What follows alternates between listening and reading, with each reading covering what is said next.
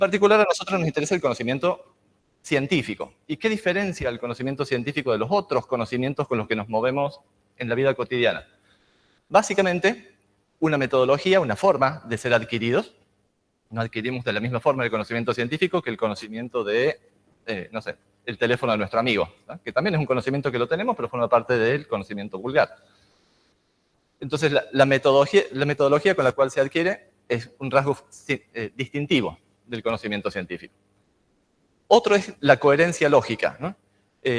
Entre las distintas cosas que se digan en ciencia y incluso en las distintas ciencias, buscamos que no haya contradicciones.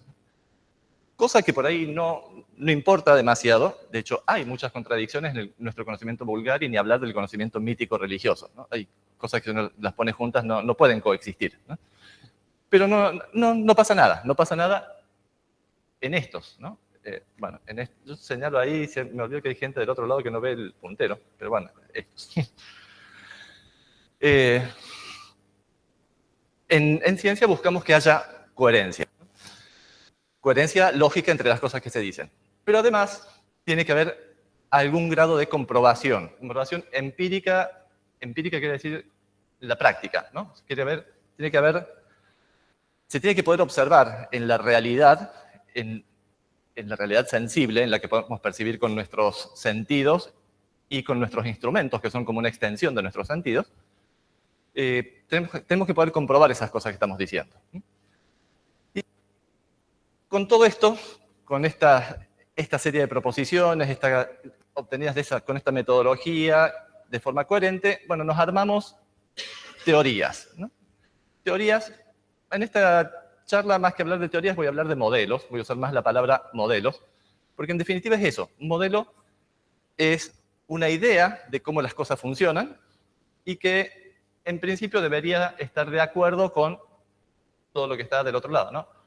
En cuanto a la metodología, la coherencia lógica y que se compruebe empíricamente en la práctica.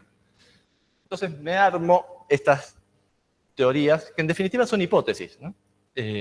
Yo supongo, o sea, una hipótesis es una suposición, vamos a decirlo así llanamente. Supongo que esto funciona de tal o cual forma. Bueno, eso que supongo tiene que estar de acuerdo con lo que observo. Eso en definitiva son los modelos, son ideas acerca de cómo funcionan las cosas. En nuestro caso, ¿qué es la comprobación empírica? En todas las ciencias tienen comprobación empírica, todas las ciencias naturales. En nuestro caso, la comprobación empírica es la observación astronómica profesional, ¿no? O sea, no observar por contemplar, sí, miro el cielo, qué bonito ver las estrellas y la luna. Eso no sería una observación, sería una contemplación eventualmente, sino la observación astronómica con fines científicos, ¿no? Que sigue una cierta metodología, unos ciertos fines. Y ahí se da entonces este juego entre estas dos cosas, ¿no? De acuerdo a lo que yo puedo observar, me puedo imaginar, vamos a decirlo así, ciertos modelos. Y de acuerdo a esos modelos, yo podré explicar las cosas que se observan. Hay un doble juego ahí entre el modelo y la observación. Mientras lo que yo observo, mientras yo tenga una idea que me explique, va todo bien, y cuando no, tendré que modificar el modelo. O a veces mejorar las observaciones. Entonces, un poco de este juego entre estas dos cosas es de los que les quiero hablar gran parte de esta charla, ¿no? De cómo nos fuimos armando en la astronomía los sucesivos modelos, empezando desde lo más básico de todo, ¿no? Porque el cielo lo vemos todos los días y lo ve la humanidad desde que es humanidad. De hecho, se dice que la astronomía es la ciencia más antigua, ¿no? Que nació junto con la humanidad, de solo mirar el cielo y empezar a notar ciertas regularidades en eso que se ve en el cielo. Entonces, los botoncitos siempre... Decimos, tenemos por un lado observaciones, las observaciones me sugieren ciertos modelos, ciertas teorías, ciertas formas de explicar eso. Entonces, y el modelo entonces me explica la observación, y en algunos casos, cuando el modelo es muy bueno, que ha pasado y afortunadamente sigue pasando, los modelos pueden predecir observaciones. O sea, eso es el gran golazo de un modelo o de una teoría, es poder decir, bueno, se tiene que observar tal cosa, algo que todavía no se haya observado, ¿no? Y que después aparezca esa observación, ¡fua! Eso es el golazo de una teoría o de un modelo, ¿no? Y ahora, a veces pasa que no, ¿no? Que lo que se espera que ocurra, no ocurre. Bueno, y ahí nos tenemos que empezar a replantear. Y entonces estará bien el modelo, estarán bien las observaciones, qué es lo que está fallando, ¿no? Estas dos cosas deberían ir de la mano. Entonces, cuando decimos qué es lo que sabemos acá, parafraseando un poco, ¿conocen la pintura esa? Se llama La Escuela de Atenas. Está en el Vaticano, es de Rafael, creo. Esos dos señores que están ahí en el medio, se supone que son Platón y Aristóteles, al lado. Y se le atribuye a Platón que, bueno, en realidad él dice que su maestro Sócrates dijo esta famosa frase de solo sé que no sé nada, ¿no? Palabras más, palabras menos, no se sabe bien si exactamente es eso. Pero en ciencia, en realidad, podríamos decir eso. Si bien decimos sabemos tal o cual cosa, en realidad no sabemos nada. Lo que tenemos son modelos que nos sirven para explicar lo que observamos, mientras sirvan. Y cuando no sirven, los tenemos que cambiar. Si yo digo sé tal cosa, si la sé de una vez y por todas, eso ya no cambia. Y eso nada más lejos de la ciencia que algo que no cambia, ¿no? Lo que no cambie y que sea inamovible se lo dejamos para la religión, en todo caso, para otros tipos de conocimientos, pero no para el científico. El científico siempre está sujeto a cambios, por más que creamos que no. Pero muchas veces hemos creído que no y las cosas han cambiado. Bueno, ahora nuestro objeto de estudio son los astros. Ya vamos a entrar un poquito más en eso. Y de alguna forma tenemos que obtener información de eso. Si fuéramos, no sé, biólogos, capaz que podríamos sacar información de tomar muestras de sangre, de tejido, de cosas así, de los seres con los que estamos investigando. En nuestro caso está un poquito más complicado, porque nuestros objetos de estudio no están en general al alcance de la mano. Entonces nos tenemos que valer generalmente de métodos indirectos. En algunos casos tenemos acceso a la materia que forma nuestros objetos de estudio, ¿no? Es decir, examinar la materia en el propio lugar, ¿no? Como especie, hemos ido o hemos visitado o hemos mandado nuestros instrumentos, que decíamos nuestros instrumentos son extensiones de nuestros sentidos, los hemos mandado a la Luna, a otros planetas, a cometas, a asteroides, y eso es tocar la materia in situ, ¿no? En el lugar, hacerle las pruebas que hagan falta, ver de qué está hecha, cómo se comporta, bueno, todo eso se puede hacer en esos poquitos casos, ¿no? Muy cerquita de casa. En otros casos, materia de otros objetos astronómicos nos caen encima a nosotros. Ese sería el caso de los meteoritos. Ahí no vamos nosotros a buscarlos, sino que se nos caen encima. Y eso también nos da información.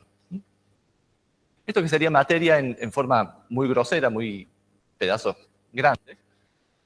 También tenemos materia que nos llega de objetos astronómicos, pero en forma de partículas, de cosas muy chiquitas, que pueden ser a lo sumo del tamaño de átomos, ¿no? de núcleos atómicos. Que esos son los rayos cósmicos. Y bueno, partículas más chiquitas todavía, como los neutrinos. Todo eso son partículas, es materia, y nos da información sobre objetos astronómicos. Alguna información. Pero no es el gran cúmulo de información. La astronomía se ha construido hasta el día de hoy en un 90 y largo por ciento, no por la información que viene en forma de materia, sino por la información que llega en forma de radiación, ¿no? De ondas. Y cuando hablamos de ondas, vamos a hablar de hoy, hasta hace unos 10, 15 años, solamente hablábamos de ondas electromagnéticas, ¿no? Radiación electromagnética, o sea, luz.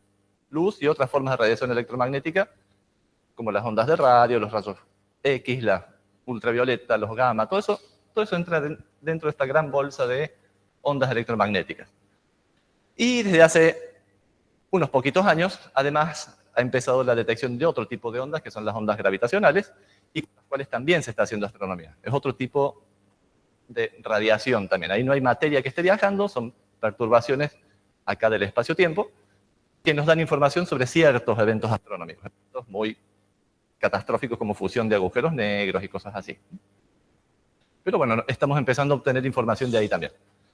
Pero por lejos, hasta el día de hoy, la gran parte de la astronomía se construye a partir de lo que obtenemos de radiación electromagnética.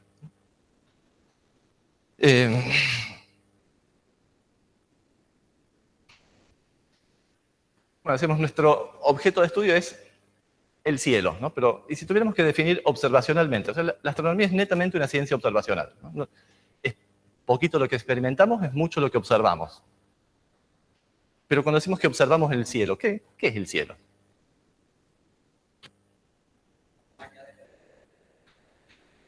Y se me complica con la palabrita esa, ¿no? Si te tuviera que explicar a un niño, o si fueras, estemos en los albores de la humanidad, ¿no?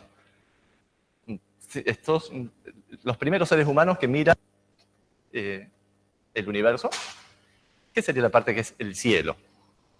¿O cómo distinguiría cielo de no cielo?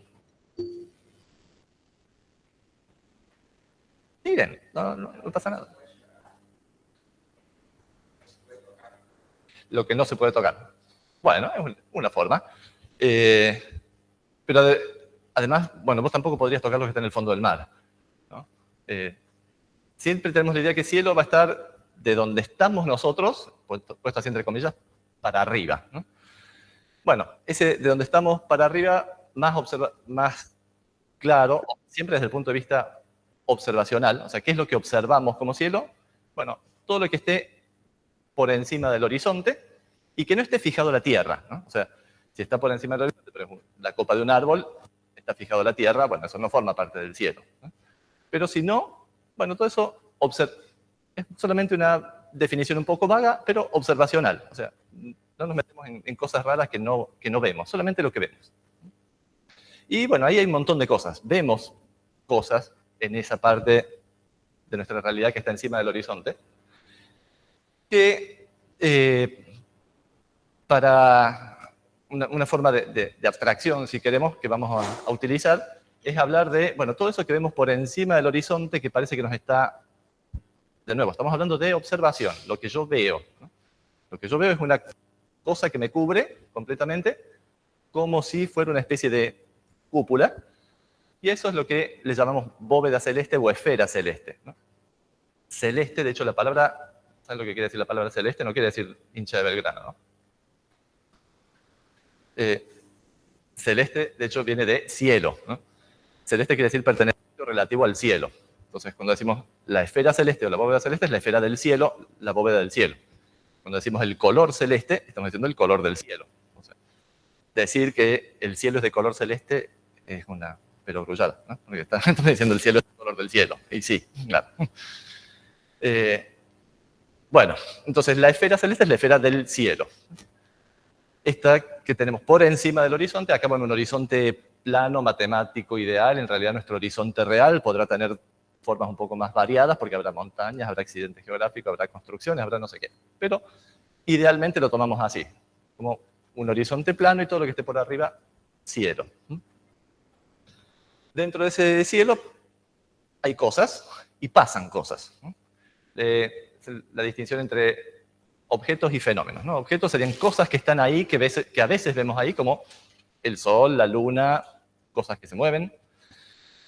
Las nubes, las aves están en el cielo también. Aparatos que andan por allí, de todo. Y también pasan cosas en el cielo. Pasan cosas, serían fenómenos que están del lado derecho, como la salida y puesta del sol, de otros astros, como eclipses, estrellas fugaces, varias cosas más. Ahora, de todas esas cosas que pasan en el cielo, no todas son objeto de estudio de astronomía, ¿no? De los que vamos a tomar como objeto de estudio de la astronomía van a ser objetos celestes, objetos y fenómenos celestes, pero de origen celeste. O sea que también están originados ahí arriba y no están originados en la Tierra. Entonces, bueno, ahí hay unos cuantos que desaparecieron, ¿no? Desaparecieron las nubes, desaparecieron las aves.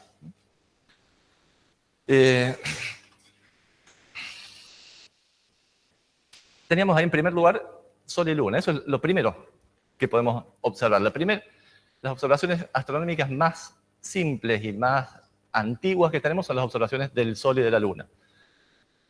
Y dentro de esas dos, el Sol, ¿no? El Sol es lo más simple de observar, con el instrumento astronómico más antiguo que existe, que no es el telescopio, ni mucho menos. El instrumento astronómico de observación astronómica más antiguo se llama gnomón, y es simplemente un palo vertical clavado en la Tierra. Idealmente sería un palo en una superficie plana horizontal, lo más horizontal y plano posible. Este es un gnomón bastante nuevito, ¿no? Pero civilizaciones antiguas lo usaron. No tan sofisticado, ¿no? ¿Y qué permite ver el gnomón? Bueno, nos permite ver y registrar, que eso es algo importante también a la hora de hacer ciencia, poder registrar las observaciones, la posición y cómo se va moviendo el Sol, ¿no? Porque cuando estamos viendo la posición de la punta de la sombra, este es el palito, ahí, la punta de la sombra, bueno, eso nos está diciendo que el Sol está en cierto lugar, ¿no? Mientras más larga es la sombra, el Sol está más bajo, mientras más cortita es la sombra, el Sol está más arriba. Pero no solamente me está diciendo qué tan alto o bajo está el Sol, sino también me está diciendo, bueno, está para allá o está para allá, ¿para dónde está? Me está diciendo en qué dirección y a qué altura está el Sol. Ese es el primer instrumento de observación astronómica.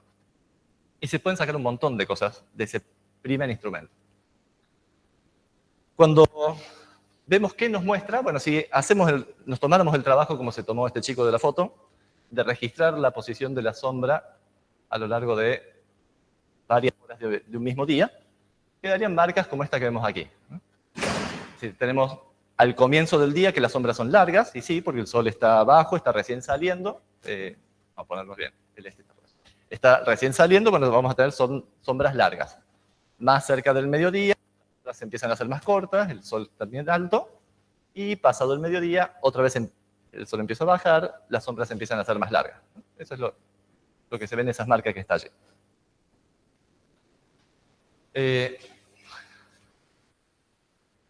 Y eso, el observar eso ya nos permite hacernos preguntas. Como decíamos, nos vamos a buscar hacer preguntas y buscar respuestas. De eso se trata la ciencia. Preguntas interrogantes. Por ejemplo, bueno, decimos,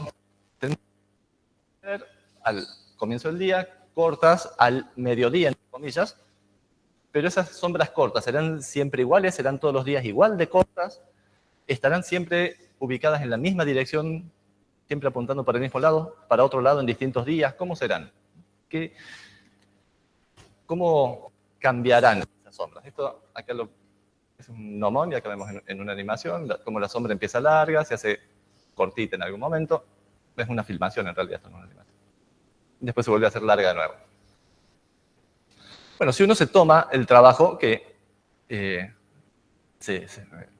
la humanidad se lo tomó, gracias a Dios, gracias a su iniciativa, de observar cómo es esta sombra en varios días del año y ir registrando, bueno, uno ve que sí, no son siempre igual de largas. Y eso también lo conocemos por experiencia propia. Sabemos que en verano, al mediodía, el Sol lo tenemos casi arriba de nuestras cabezas que nos cocina, y en invierno apenas si se levanta un poco y nos calienta mucho menos. Bueno, tenemos toda esta cuestión de las estaciones.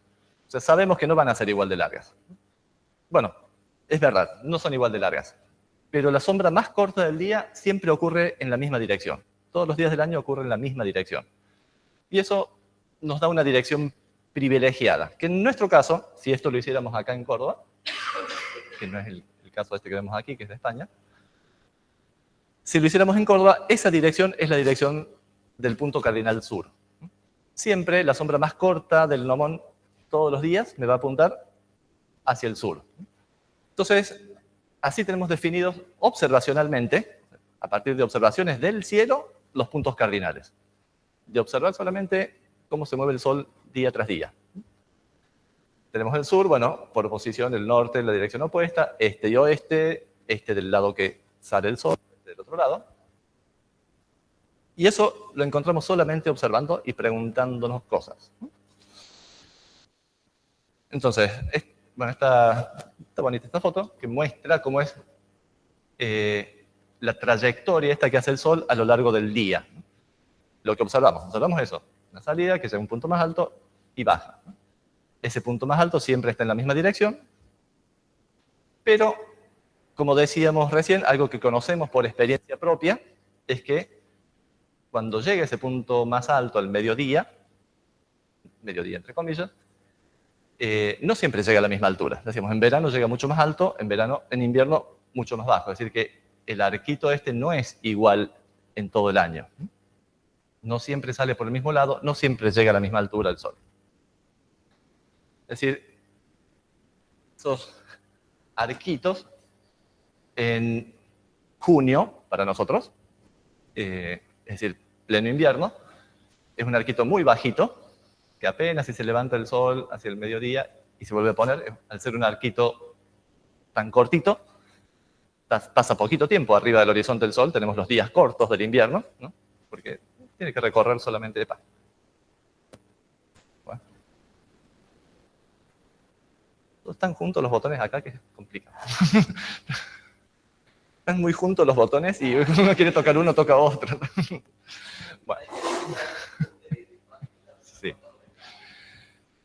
Y lo contrario pasa en el verano, en diciembre, ¿no? El sol llega muy alto, tiene que recorrer este arco mucho más largo, los días son muy largos, los días de verano, pero siempre en esta misma dirección.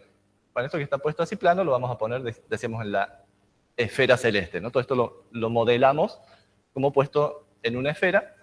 En la esfera sería entonces, estamos nosotros parados acá con nuestro gnomón, y como vemos que el sol sigue estos arcos chiquitos en invierno, más grandes en verano.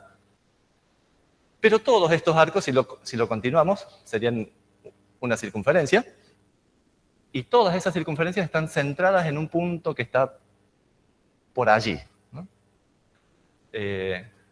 Ese punto donde están centradas todas estas circunferencias es lo que se llama el polo celeste. El polo del cielo. O sea, el cielo gira alrededor de ese punto. Ahora lo estamos viendo con el sol, ¿no? Pero ¿y qué pasará de noche? ¿Qué pasará cuando no vemos el sol?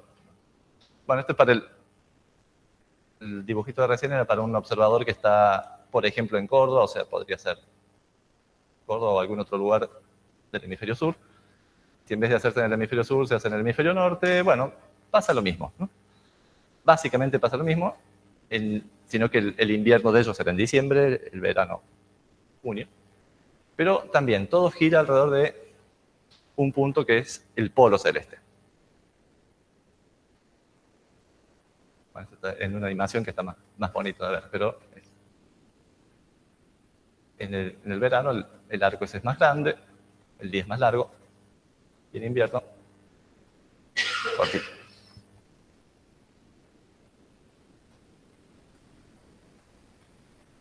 Bueno, y esto, ya, el tener estas direcciones que nos da solamente la observación del Sol, ya nos permite ubicarnos ya, en la esfera celeste. Poder decir con precisión dónde están ciertas cosas en el cielo. ¿Por qué? Porque ahora tenemos una dirección privilegiada por las observaciones, que es la dirección norte-sur, la de la sombra más corta, dirección este-oeste, y tenemos el plano del horizonte. Entonces, si quisiéramos ubicar cualquier cosa en el cielo, podríamos ubicarlo diciendo, bueno, de la dirección al norte hago un ángulo de, por ejemplo, aquí, no sé, 300 grados, y luego suba un ángulo de 45 grados. Bueno, hago eso y llego a una posición del cielo. Cualquier posición del cielo, con ese par de ángulos, la puedo ubicar. Esa es la idea de un sistema de coordenadas celestes. Para ubicar puntos en el cielo también necesitamos sistemas de coordenadas. Ustedes están usando coordenadas en física, en introducción a la física, algo habrán visto en el cursito de nivelación, supongo, con ejes X, Y en un plano. Bueno, acá no estamos en un plano, estamos en una esfera. En una esfera las coordenadas no son X, Y, sino que son dos ángulos. Un ángulo, en este caso, a lo largo del horizonte, y otro ángulo, cuánto subo y bajo. Subo o bajo. Bueno, decíamos, ¿y qué pasará durante la noche? ¿No? Esta es una animación, algún día cualquiera, desde Córdoba, el sol saliendo no exactamente por el este, sino que salió por algún lado. Decimos, bueno, de algún lugar cerca del este, sale cerca del mediodía, llegará a su punto más alto, pasado el mediodía empezará a bajar hacia algún lugar cercano al oeste, y se va a poner. Y cuando se pone, empezamos a ver las estrellas. Y vamos a ver qué pasa con las estrellas.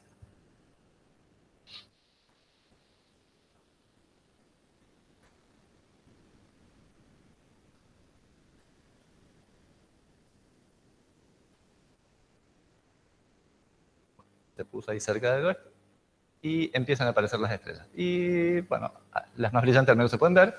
También cerca del oeste bajan, se ponen. Y si miramos hacia el este, bueno, mucha luz, pero por el este, bueno, al menos las más brillantes se puede ver que están subiendo por el este, así como sube el sol. Hay algunos puntitos que se alcanzan a ver. Si miramos hacia el norte también pasan, llegan a un punto más alto y bajan, lo mismo que hacia el sol. Gracias, Lucho.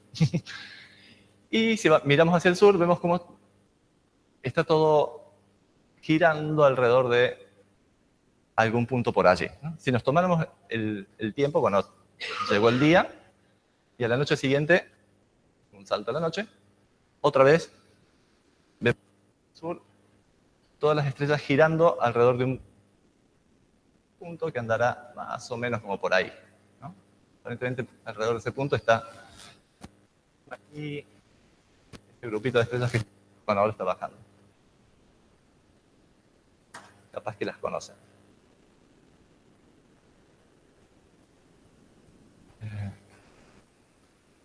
Esas de ahí, ese grupito.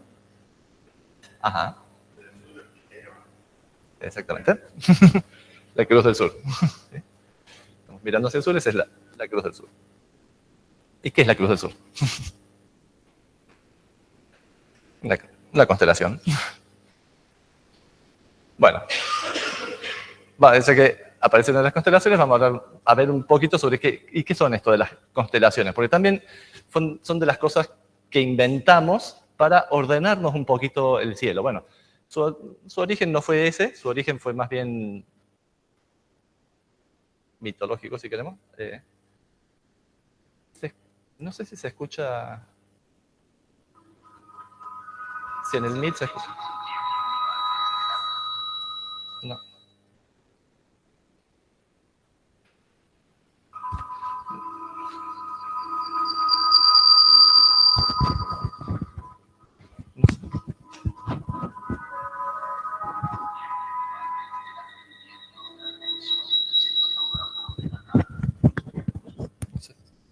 La mayor parte de la experiencia humana transcurrió en eso.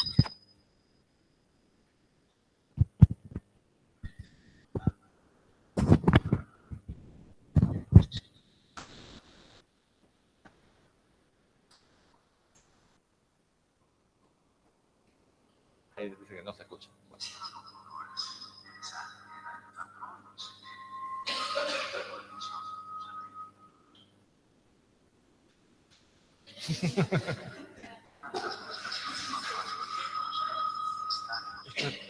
No sé si lo está tomando de ahí, me lo está tomando de acá.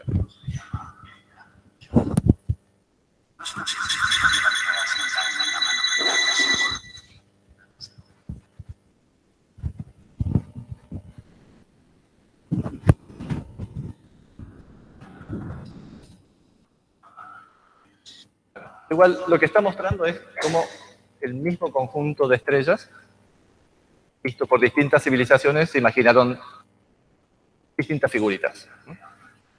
Arados, un cucharón.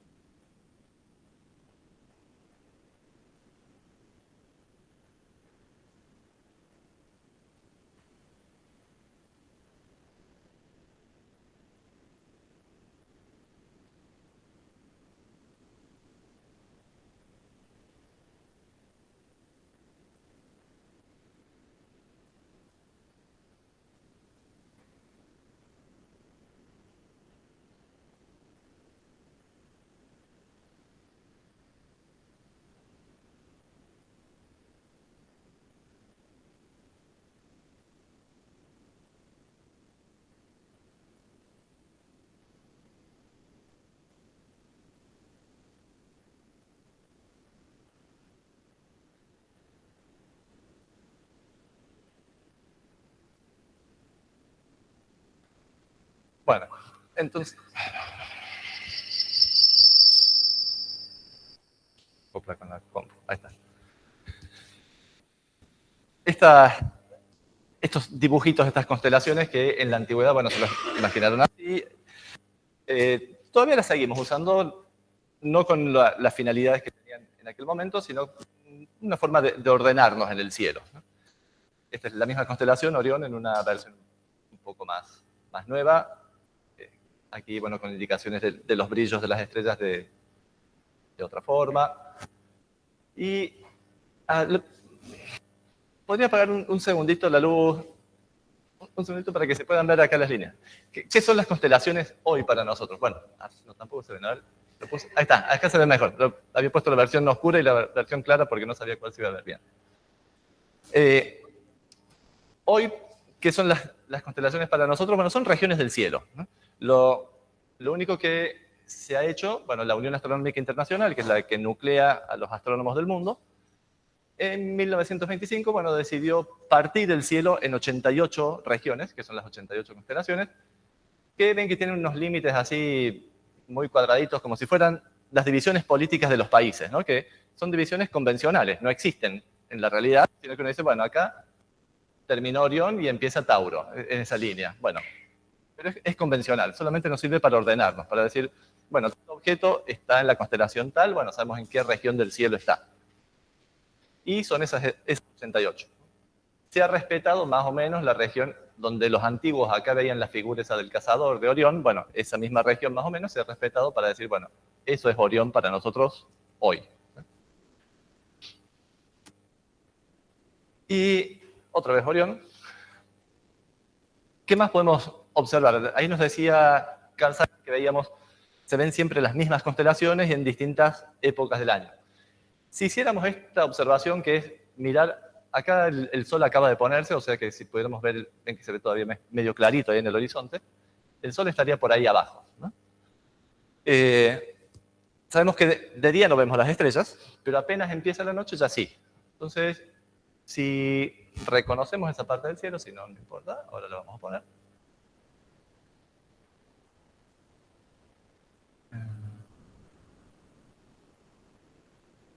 Bueno, ahí está. Está Orión y está Tauro. Bueno.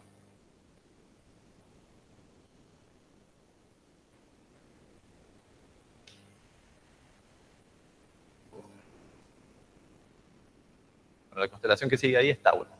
Ahí está el cuerno del Toro. Bueno, y el Sol anda por ahí, o sea que ahí diríamos que el Sol en ese momento estaba en Tauro, ¿no? Esa es la forma que tenían los antiguos de saber, bueno, en qué parte del cielo está el Sol. Bueno, estaba ocupando la constelación de Tauro, viéndolo justo cuando se pone o justo antes de salir el Sol, viendo las constelaciones que están al lado. Si hacemos eso día tras día, vemos que se va corriendo, o sea, el Sol está siempre ahí abajo porque estamos viendo siempre la puesta del Sol. Entonces, cuando pase más tiempo, ya la constelación que va a estar acá no va a ser Tauro, que ya está para abajo, sino la que sigue acá, que es Géminis. Y así el Sol va atravesando de una constelación a otra. Ahora vamos a hacer un poquito de trampa, porque si lo hacemos así como fueron las observaciones originales, no vamos a terminar más. Entonces nos vamos a...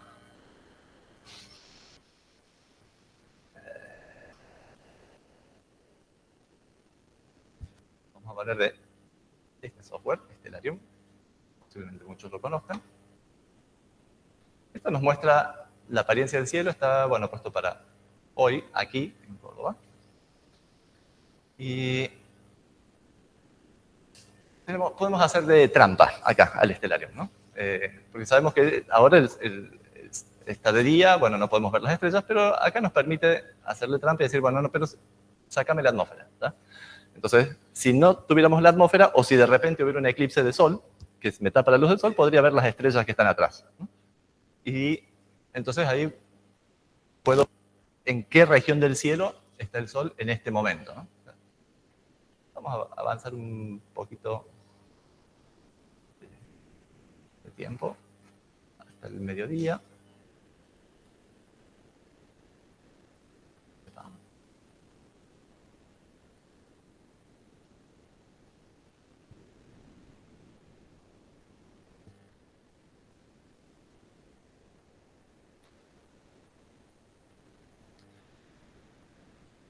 Y como no somos expertos y de mirar así no sabemos qué constelaciones eran esas, bueno, vamos a ayudar poniendo esos dibujos que son muy complicados. Estos.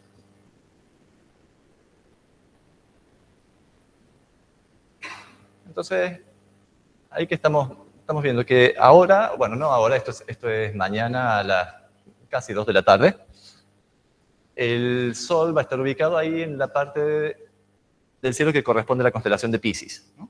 Entonces, prácticamente hoy. Y vamos a ir avanzando día por día, ¿no? Día tras día a ver qué hace el Sol. Bueno, vemos que se va moviendo sobre las constelaciones, ¿no?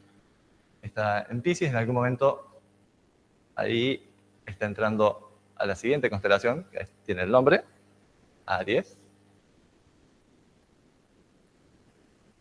Y si seguimos, pasa Tauro. ¿Le suenan los nombres? Géminis, allá por julio. Ahí pasa por Cáncer, ahí a fines de julio, recién, agosto. Seguimos, Leo. ¿Cuál sigue?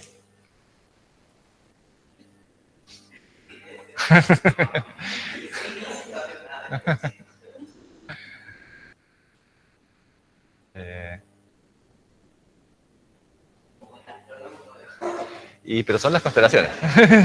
Son las constelaciones por las que pasa el Sol a lo largo del año. O sea, no, solamente estamos haciendo una observación, no estamos haciendo ninguna interpretación de que si naciste ese día vas a ser más loco o menos loco, ¿no? Es solamente una observación esto. Pasa por Virgo, a lo mejor los más observadores se habrán dado cuenta, por ejemplo, que acá estamos pasando por Libra. ¿Hay alguien de Libra por acá?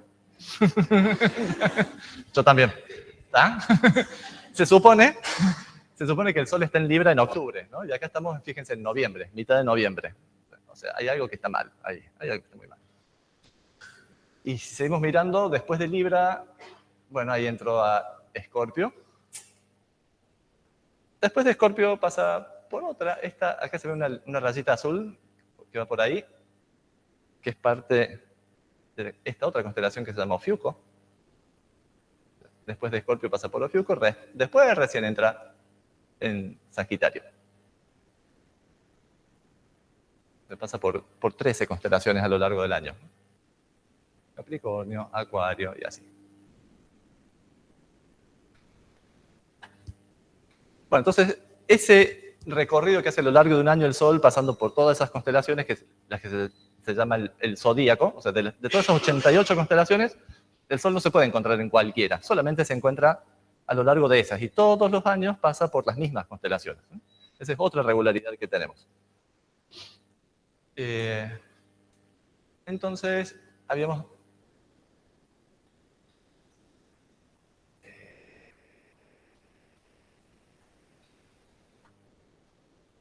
dicho que teníamos un lugar allá por el sur, que se llama el Polo Celeste, que si hacemos girar la esfera, vamos a darle...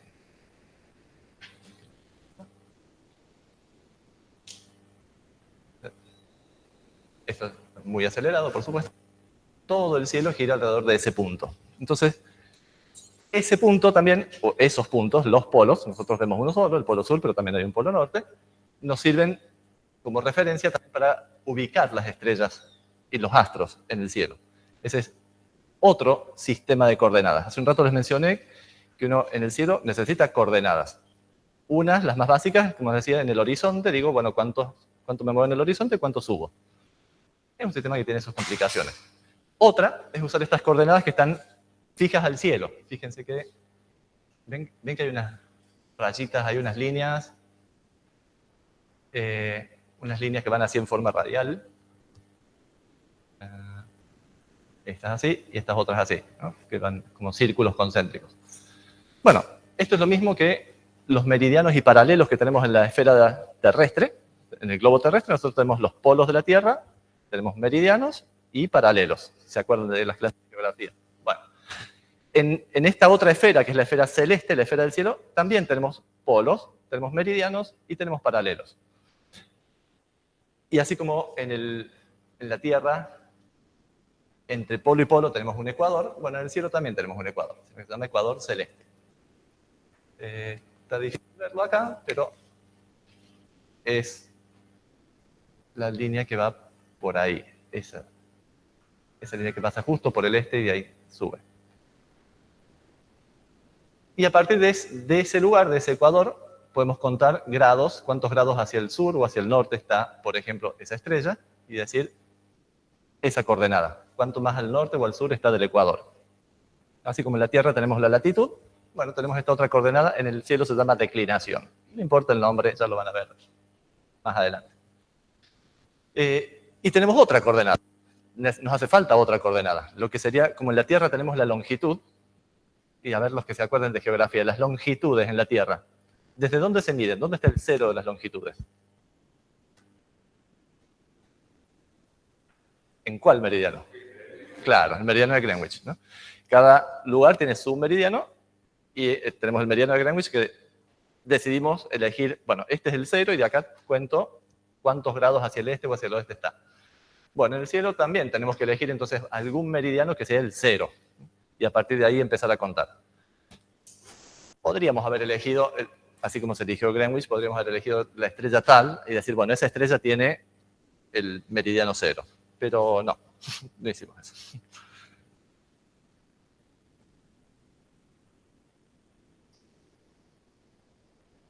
Lo que hicimos es usar el caminito que hace el Sol.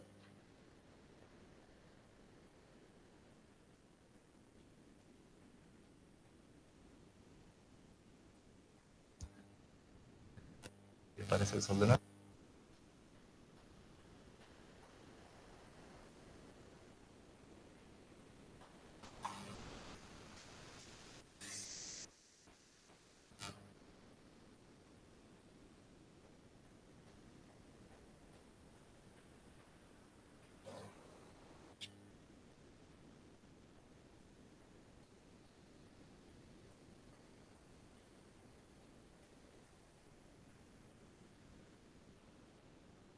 Bueno, ahí ven que hay una...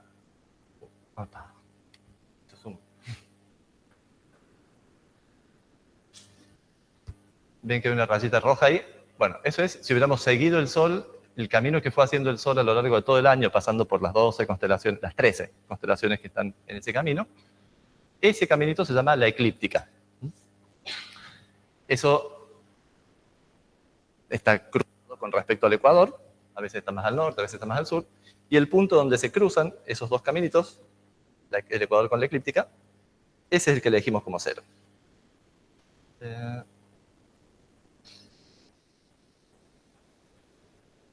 No ayuda mucho el brillo de la pantalla, pero bueno.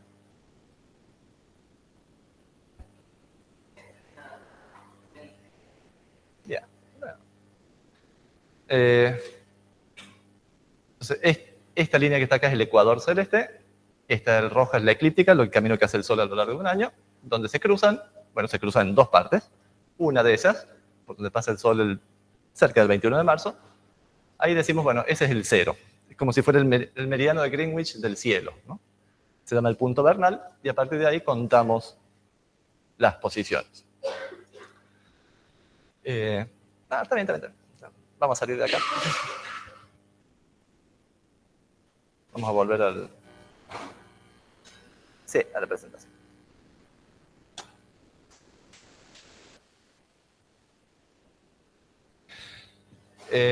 Podría ser. Bueno, entonces, lo que vemos aquí, que todo, no solamente el Sol, la Luna, también las estrellas, así formando siempre estos dibujitos que aparentemente están fijos, porque esa constelación que vemos recién, Orión, el cazador ese, le inventaron hace como 3.000 años, y el cazador sigue teniendo la misma forma, no se le dislocó un hombro, ni se le salió un brazo para un lado, se sigue teniendo la misma forma que hace 3.000 años. Aparentemente, estas cosas no se mueven, y solamente giran, ¿no? Y nosotros acá, mirando todo desde el centro. Entonces, es bastante lógico, con esas observaciones, pensar que el universo es una gran esfera y que nosotros estamos en el centro. De hecho, ese fue el primer modelo para explicar esto.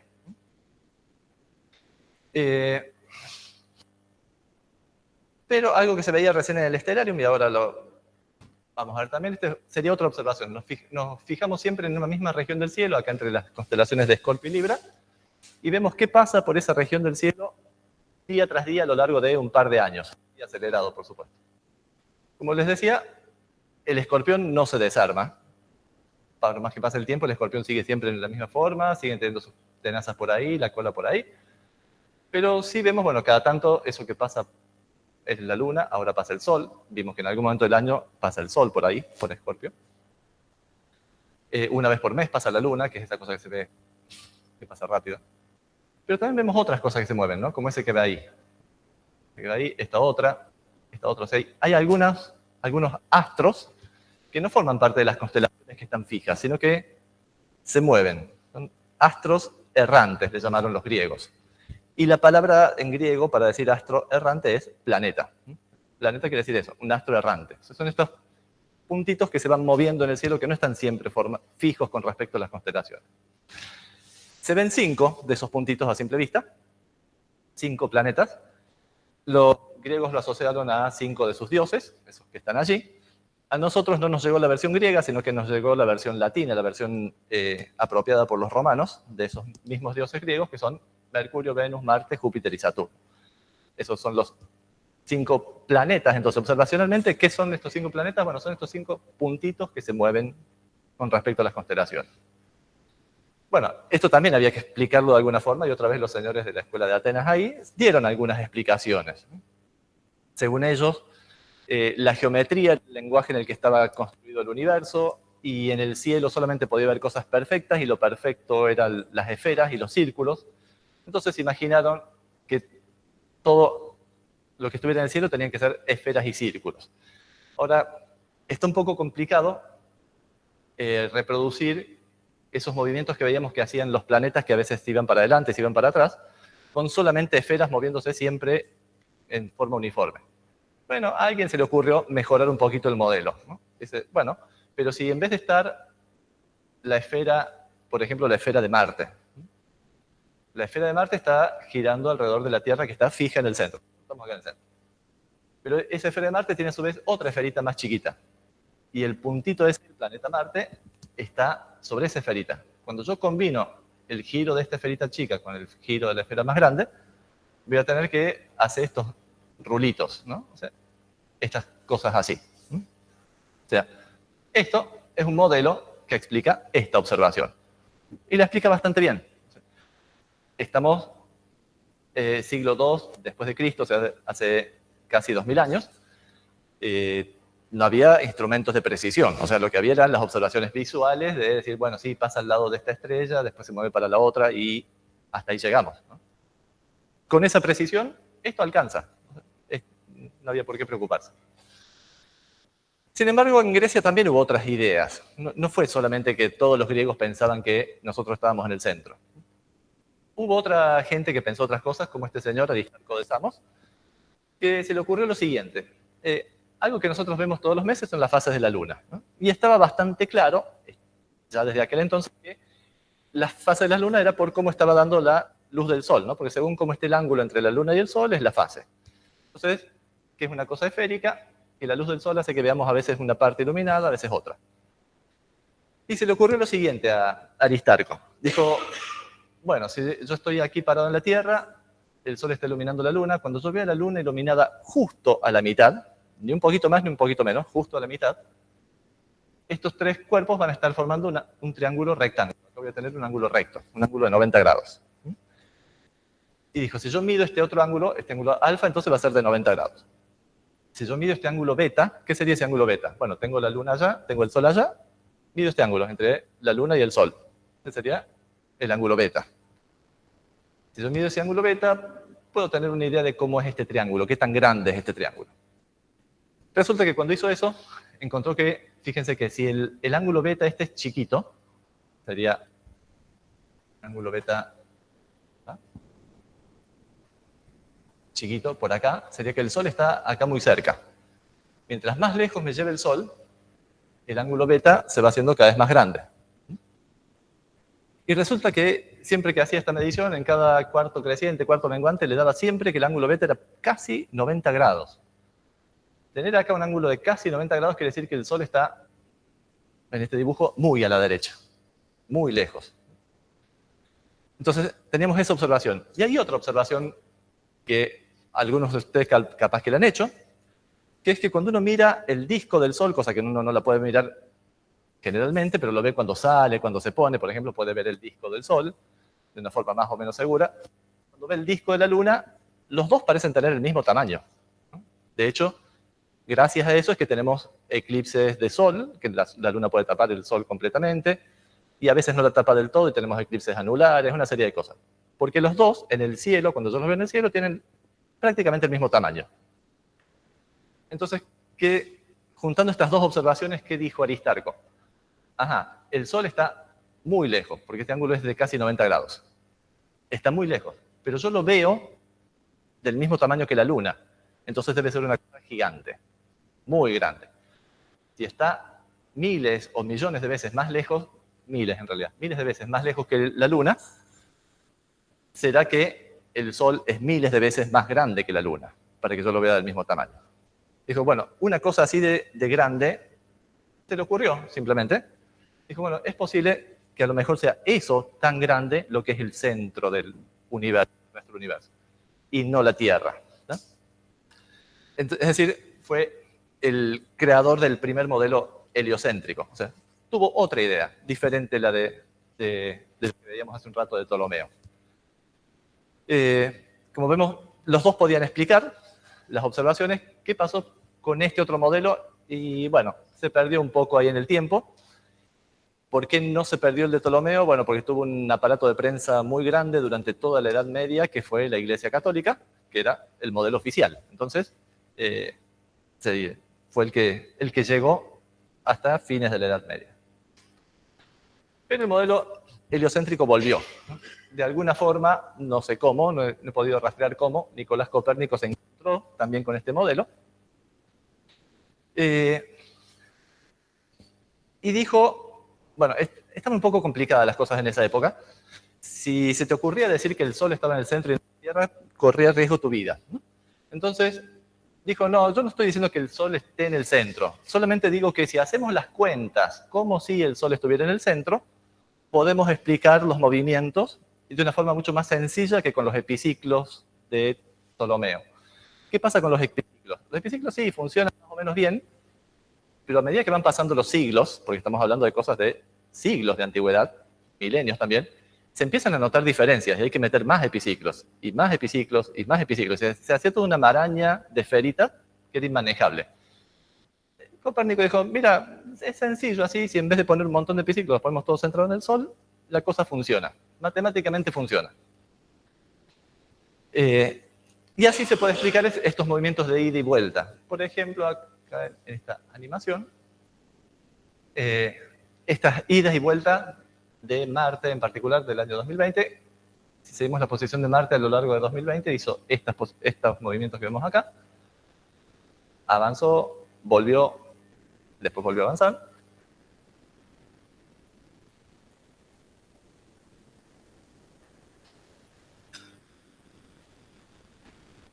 Y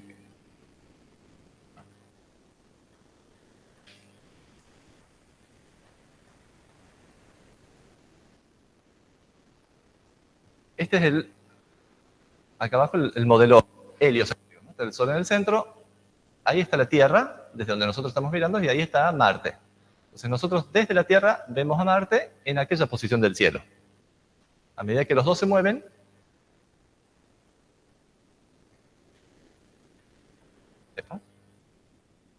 ¿era esa la idea? No le voy a volver a poner la pausa porque si no, me estaba.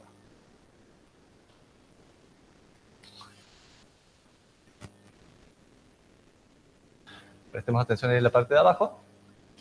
Primero, desde la Tierra, Marte avanza, después la Tierra lo pasa a Marte, entonces Marte se ve como que se va para atrás y después otra vez vuelve a avanzar, ¿no? Entonces, ese rizo, esa ida y vuelta, se puede explicar fácilmente sin utilizar epiciclos y todas esas cosas de Ptolomeo.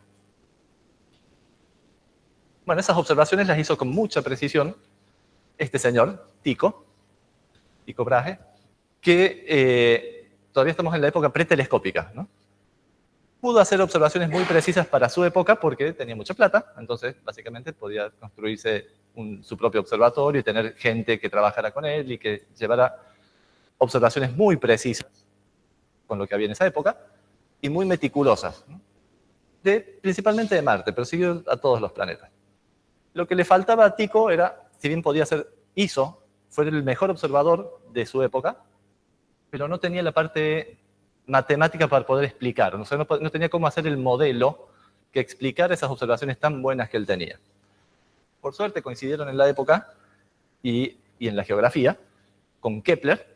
Kepler era un matemático que tomando esas observaciones de Tycho y que Tycho le dijo, mirá, el que está más complicado es Marte, pudo elaborar el modelo que podía explicar estos movimientos de ida y vuelta de Marte y de todos los planetas con 3 leyes, las llamadas leyes de Kepler, donde ahora el Sol está no en el centro de las órbitas, sino en el foco, porque las órbitas ya no son circulares, sino elípticas. Entonces, tenemos estas observaciones muy precisas de las posiciones de los planetas que hizo Tycho, que dieron como resultado el modelo que expresan las 3 leyes de Kepler del movimiento planetario, ¿no? Y funcionan de ida y vuelta, ¿no? Después se descubrieron, cuando ya hubo telescopios, se empezaron a descubrir nuevos planetas, nuevos cuerpos en el sistema solar, y todos seguían las mismas leyes de Kepler.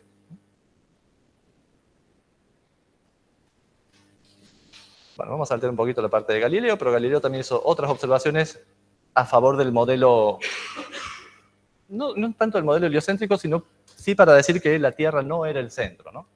Él observó las lunas de Júpiter, o sea, había cosas que estaban girando alrededor de Júpiter y no alrededor nuestro.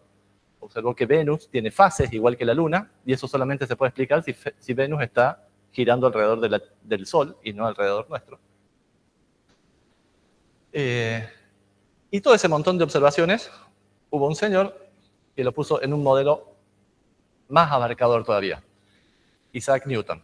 Dijo, bueno, todas estas cosas, todos estos movimientos que encontró Kepler y que también se observan con las observaciones de Galileo, más el estudio de cómo caen los cuerpos en la superficie de la Tierra, dijo, bueno, todo esto se puede modelar con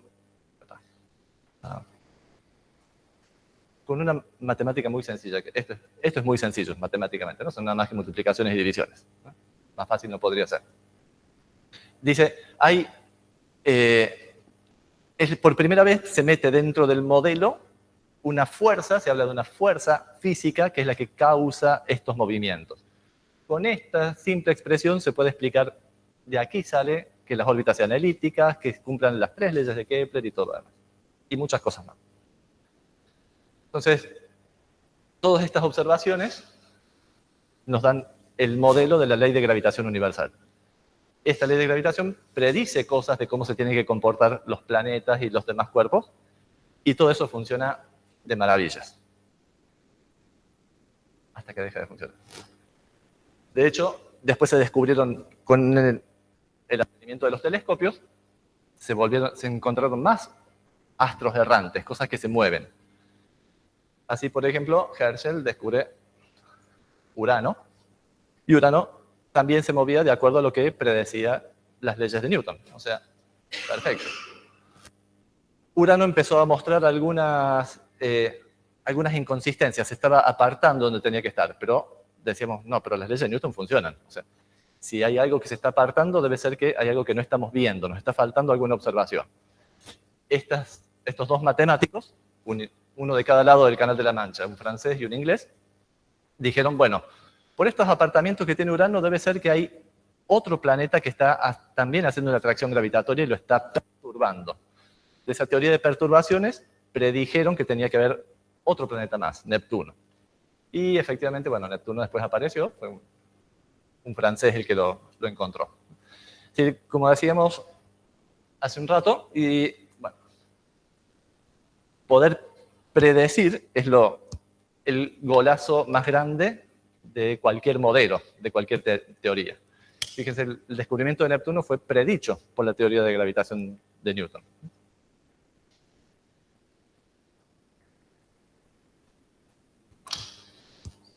Después con Neptuno empezó a pasar lo mismo. O sea, también tenía algunas inconsistencias.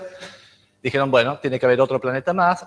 Esta historia es un poco más larga, no se las voy a contar ahora. Pero terminó apareciendo efectivamente un planeta más que fue Plutón. Entonces, teníamos nuevos planetas, cometas, asteroides, y todo funcionaba a la maravilla, a la perfección con las leyes de la gravitación de Newton. Se iban haciendo observaciones cada vez más precisas porque van pasando los años, la tecnología aumenta, los telescopios mejoran, las formas de medición también. Y algo que se empezó a observar también es que la órbita de Mercurio, en realidad la órbita de todos los planetas, todos son elipses, pero esas elipses no están solas en el espacio, hay otros planetas, y eso hace que esas elipses se muevan, ¿no? De hecho, esas son las perturbaciones que llevaron a los descubrimientos de Urano, de Neptuno y de Plutón. En Mercurio también pasa lo mismo, hay un movimiento de la órbita de Mercurio. La órbita de Mercurio se corre, lo que se llama la retrogradación del perihelio de Mercurio, y que no se puede explicar por la atracción gravitatoria de los otros planetas, de Venus, la Tierra, Marte, Júpiter y todos los que siguen. Entonces, bueno, dijeron, bueno, si funcionó con Urano, si funcionó con Neptuno, también funcionará con Mercurio. Debe ser que hay otro planeta más que está más cerca del Sol y por eso no lo hemos podido ver, porque el Sol nos encandila, pero debe haber un planeta ahí que está haciendo la perturbación que causa el movimiento de Mercurio, de la órbita de Mercurio. Hasta le pusieron un nombre al planeta, ¿no? El planeta Vulcano. Dije, tiene que estar ahí adentro y lo empezaron a buscar. Ay, ¿cómo? Ponele. El tema es que ese planeta nunca apareció. Por más que se gastaron buscándolo, todos querían ser los nuevos Percival Lowell describiendo, bueno, no Percival Lowell, Tom Locke en realidad, que descubrió Plutón.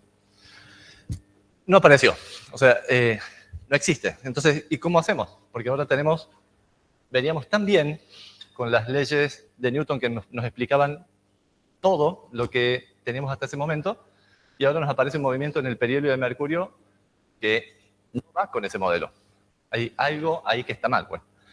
O estamos midiendo mal o está mal el modelo, ¿no? La cosa es que las mediciones eran cada vez mejores. No era un problema de las mediciones, no era un problema de la observación. Era del modelo. Tuvo que venir un modelo más nuevo, que apareció a comienzos del siglo XX, que es lo que se llama la gravitación, la relatividad general, un modelo que propuso Einstein, donde aquí ya la atracción gravitatoria ya no es una fuerza, sino que es una deformación del espacio-tiempo, unas cosas así que habrán visto seguramente. Y de esa forma se explica por qué los planetas se mueven como se mueven y por qué Mercurio, que está tan cerca del Sol, tiene ese comportamiento un poco anómalo, porque bueno, está metido en un campo gravitatorio intenso, donde se notan los efectos gravitatorios, los efectos relativistas. Entonces, bueno, aquí vemos cómo, por más que la teoría de Newton, el modelo de Newton fue muy exitoso durante más de 100 años, más de 200 años casi, pues si dijéramos, bueno, ya sabemos cómo se mueven los planetas, nos hubiéramos quedado ahí. Y esto nos muestra, sabemos hasta que dejamos de saberlo, ¿no? Hasta que hay nuevas observaciones que nos dicen, hay otros modelos. Bueno, el modelo este de la relatividad general tuvo otras observaciones posteriores que le dieron más peso, ¿no? Por ejemplo, durante un eclipse, bueno, esa era la foto que estaba por ahí, durante un eclipse se ve como la luz de las estrellas que están por detrás se ve desviada, también por efecto de la distorsión del espacio-tiempo que provoca el Sol. Y otras cositas que fueron apareciendo a lo largo del siglo XX, como las lentes gravitacionales, y más recientemente, ahora en el siglo XXI, las ondas gravitacionales. Todo esto son observaciones que se hacen y que nos dicen efectivamente la teoría o el modelo de Einstein de la relatividad general funciona muy bien. Hasta ahora. Bueno.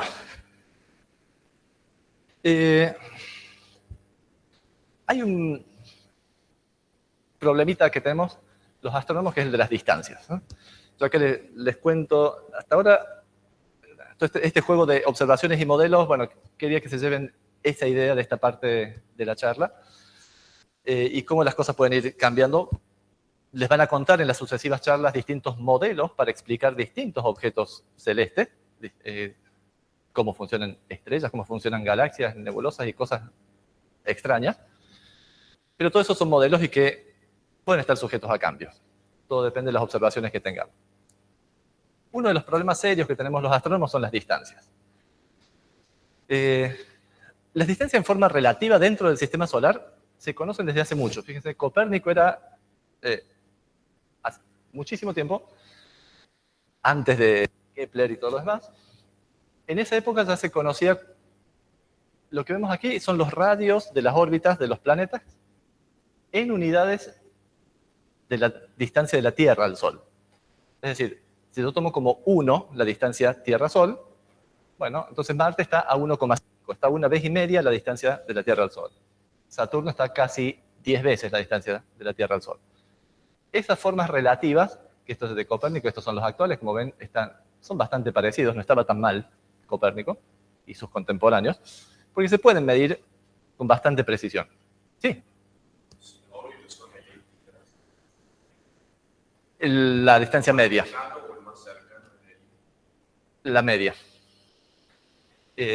Igual, para el caso de los planetas son elipses que hay muy poquita diferencia entre el mínimo y el máximo, pero sí, es la media, es la distancia media. Entonces, en forma relativa sabíamos, pero no, lo que no sabíamos era en forma... no sé qué toque. No sabíamos en forma absoluta. Bueno, sí, esto es 1, pero ese 1, ¿cuánto es? ¿Cuánto es esa distancia de la Tierra al Sol, lo que se llama la unidad astronómica?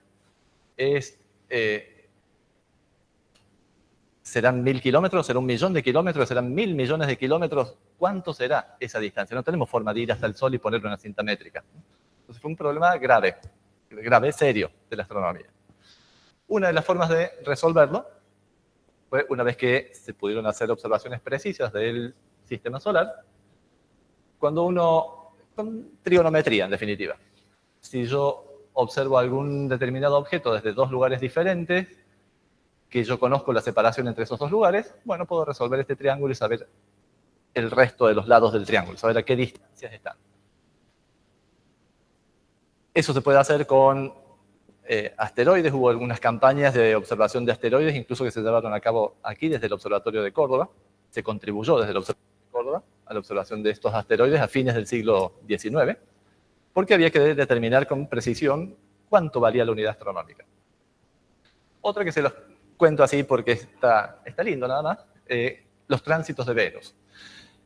Venus, sabemos que es un planeta que está entre nosotros y el Sol. Entonces, en algún momento puede ocurrir que se nos cruce por adelante. O sea, que vemos el Sol y que por delante se nos cruce Venus.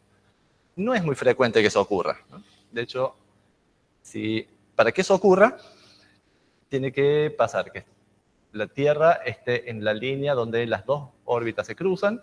Venus también tiene que estar ahí, de un lado o del otro. Esas cosas solamente pueden ocurrir a principios de junio o a principios de diciembre, pero pasa de una forma rara, ¿no? Si ven, estos son los últimos tránsitos de Venus que hubo, 1874, 1882, ahí muy cerquita, 8 años de diferencia, pero después el siguiente tránsito de Venus fue en el 2004. Durante todo el siglo XX no hubo ningún tránsito de Venus. Después hubo en el 2012, y si se perdieron en el 2012, bueno, el próximo tienen que esperar hasta el 2117. Son así, 8 años y después 100 y pico de años hasta el siguiente par de tránsitos. Bueno, en 1882 apenas recién existía la fotografía que se usaba con fines científicos. De hecho, la astronomía es la primera ciencia que usa la fotografía con fines científicos. Y esta es una foto del disco del Sol con Venus pasando ahí por el medio. Ya en el siglo XXI tuvimos cosas como estas, que también lo pongo solamente porque está bonito para verlo. Por supuesto, ya en el siglo XXI no necesitábamos esto para saber la unidad astronómica. Tenemos, incluso desde el espacio se pudo ver el tránsito de Venus. Hoy tenemos montones de métodos que se fueron desarrollando en el siglo XX que nos permiten saber exactamente la unidad astronómica, o sea, cuánto la distancia Tierra-Sol. Y con eso, conocer la distancia de cualquier objeto dentro del sistema solar.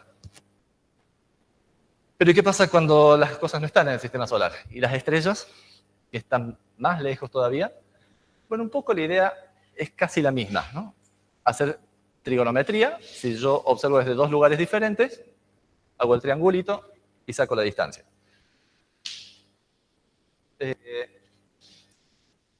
Por si no les queda muy claro, ¿qué es esto de esto que nos está mostrando aquí, esta animación? Es, bueno, yo miro todo este conjunto de objetos de ahí desde un lugar y desde otro y se observan diferentes, ¿no?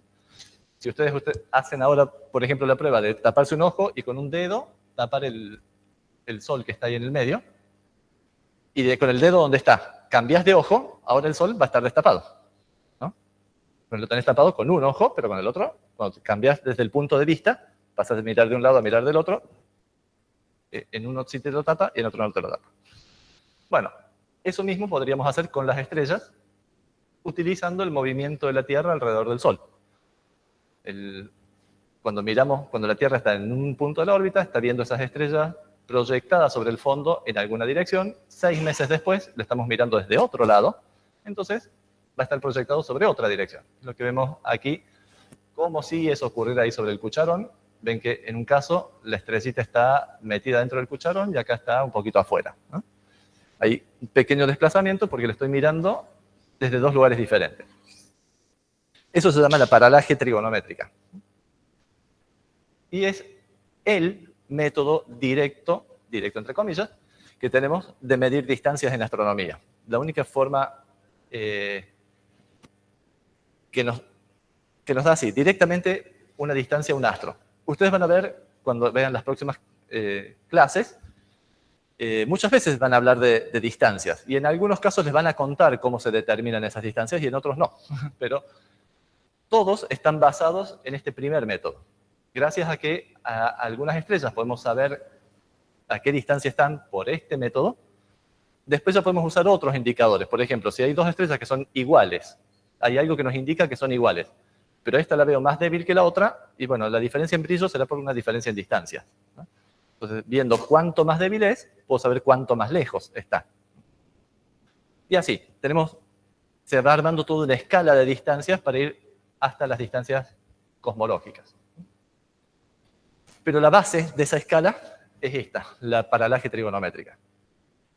El tema es, bueno, entonces había que medir ese desplazamiento. Y se quiso medir durante mucho tiempo y ese desplazamiento no aparecía. Decían, bueno, no, debe ser que esto no es verdad, que no es cierto que nos estamos moviendo alrededor del Sol, ¿no? Porque si no se tendría que notar esto. Y la cosa no era que no fuera verdad, no era que el modelo no funcionara, sino que las observaciones no eran suficientemente precisas. ¿Qué pasa? Las estrellas están tan lejos. Acá hay una animación, me había olvidado la animación.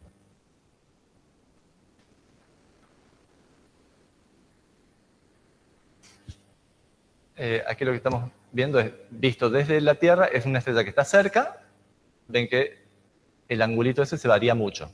Pues si la estrella está más lejos, el angulito ese ahora es más chiquito, ¿no?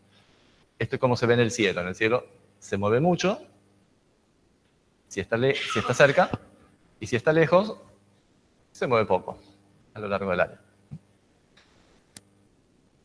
Ese desplazamiento, que es cuánto se mueve a lo largo de un año, que es lo que se llama la paralaje, como está muy lejos, ese desplazamiento es muy chiquito. Por eso costó tanto medirlo. El primero que lo pudo medir fue este señor, Bessel, en el año 1838, de una estrella que se llama así, 61 Cygni. Y ese angulito, esa paralaje, es de 0,314 segundos de arco.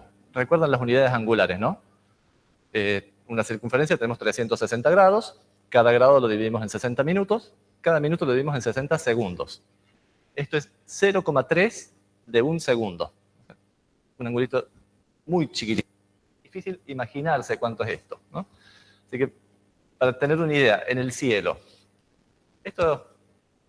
si yo estiro mi mano y pongo el meñique, el largo de mi brazo, más o menos el angulito que estoy midiendo ahí es más o menos 1 grado.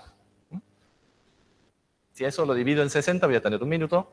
Si eso lo vuelvo a dividir en 60, voy a tener un segundo. Eso era más chico que eso es lo que midió Bessel. ¿Qué sería eso de, para tener una idea en objetos astronómicos? La Luna tiene un diámetro de 30 minutos, medio grado, en el cielo. Un segundo sería el espesor de un cabello medido a 10 metros de distancia. O sea, desde aquí, un cabello de alguien que está en la otra punta de la sala, el espesor ese medido en ángulos, eso es un segundo. La tercera parte de eso fue lo que midió Bessel. Hacen falta mediciones muy precisas. Y vamos a volver en un rato a cómo es esto de la precisión de las mediciones, porque este tipo de mediciones, fíjense que hasta ahora hemos estado hablando siempre de cosas, de posiciones y movimientos, de cosas que se mueven, cómo se mueven. Eso es una parte de la astronomía que se llama la astrometría, que voy a hablar enseguida. Todo lo que hemos visto hasta ahora son en base a mediciones astrométricas. Hacia fines del siglo XIX, del siglo XX, empieza otra rama de la astronomía que se llama la astrofísica. Y aquí analizamos cómo es la radiación que nos llega de los astros. Por supuesto, otra vez, lo que tenemos más cerca es el Sol, ¿no? Entonces, una de las observaciones que hay, bueno, ya para esa altura sabíamos a qué distancia estaba el Sol, les dije que costó, pero se pudo saber que la distancia está, la unidad astronómica son 150 millones de kilómetros más, kilómetros menos. Podemos medir, tenemos instrumentos para medir cuánta radiación nos llega del Sol. Nos llega 1,95 calorías por centímetro cuadrado por minuto. Si decimos, bueno, si eso es lo que me llega en un centímetro cuadrado, ¿cuánto será toda la energía que está emitiendo el Sol? Se puede hacer esa cuenta. Da un número gigante. Algo por 10 a la 26 joules por segundo. Es una potencia. 3 por 10 a la 26. O sea, un 3 seguido de 26 ceros. Eso es un montón de energía. Para comparar, lo que produce el Sol anualmente es lo que consumiría toda la humanidad en 24 billones de años. O sea, mucho más que la edad del universo. La cantidad de energía que produce el Sol es gigante, ¿no? Si estamos hablando que estas cuentas empezaron a hacer fines del siglo XIX, comienzo del XX, bueno, ¿y de dónde saca toda esa energía el Sol? Bueno, en aquel momento lo que se conocía era la combustión. Y uno puede calcular cuánta energía produce quemar una tonelada de carbón, por ejemplo. Dice, bueno, ¿cuántas toneladas de carbón tendría que quemar el Sol para generar toda esta cantidad de energía? Bueno, se puede hacer esa cuenta. Un número gigante que no hay forma de sostenerlo durante los millones de años que sabemos que el Sol ha estado brillando, porque hay evidencia geológica en las capas de la Tierra de que el Sol ha estado brillando durante al menos millones de años, de forma bastante estable. Entonces la combustión no alcanza para explicar de dónde saca la energía el Sol. Bueno, otra vez vino otro modelo de este señor, Einstein.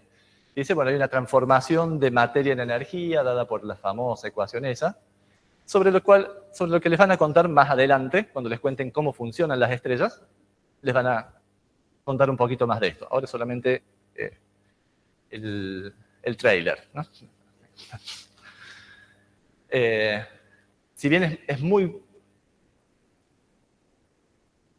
muy poquita la cantidad de materia que se transforma en energía, apenas el 0,7% del hidrógeno que está en el Sol se transforma en energía, como el número que está multiplicando ahí es la velocidad de la luz, que es un número muy grande, y encima está elevado al cuadrado, muchísimo más grande, las cantidades de energía que se producen sí son las suficientes para mantener el Sol brillando durante todo el tiempo que sabemos que ha estado brillando, y mucho más.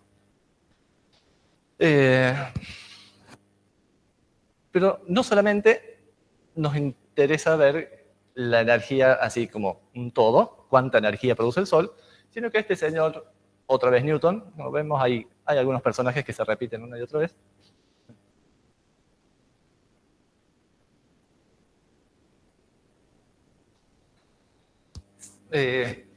Se le ocurrió esto de descomponer la luz del Sol. O sea, él notó que cuando se hacía pasar la luz por un prisma de vidrio, la luz blanca del Sol, se descompone en los distintos colores del arco iris. O sea que la luz blanca no está formada por un solo color, sino que es una mezcla de muchos colores.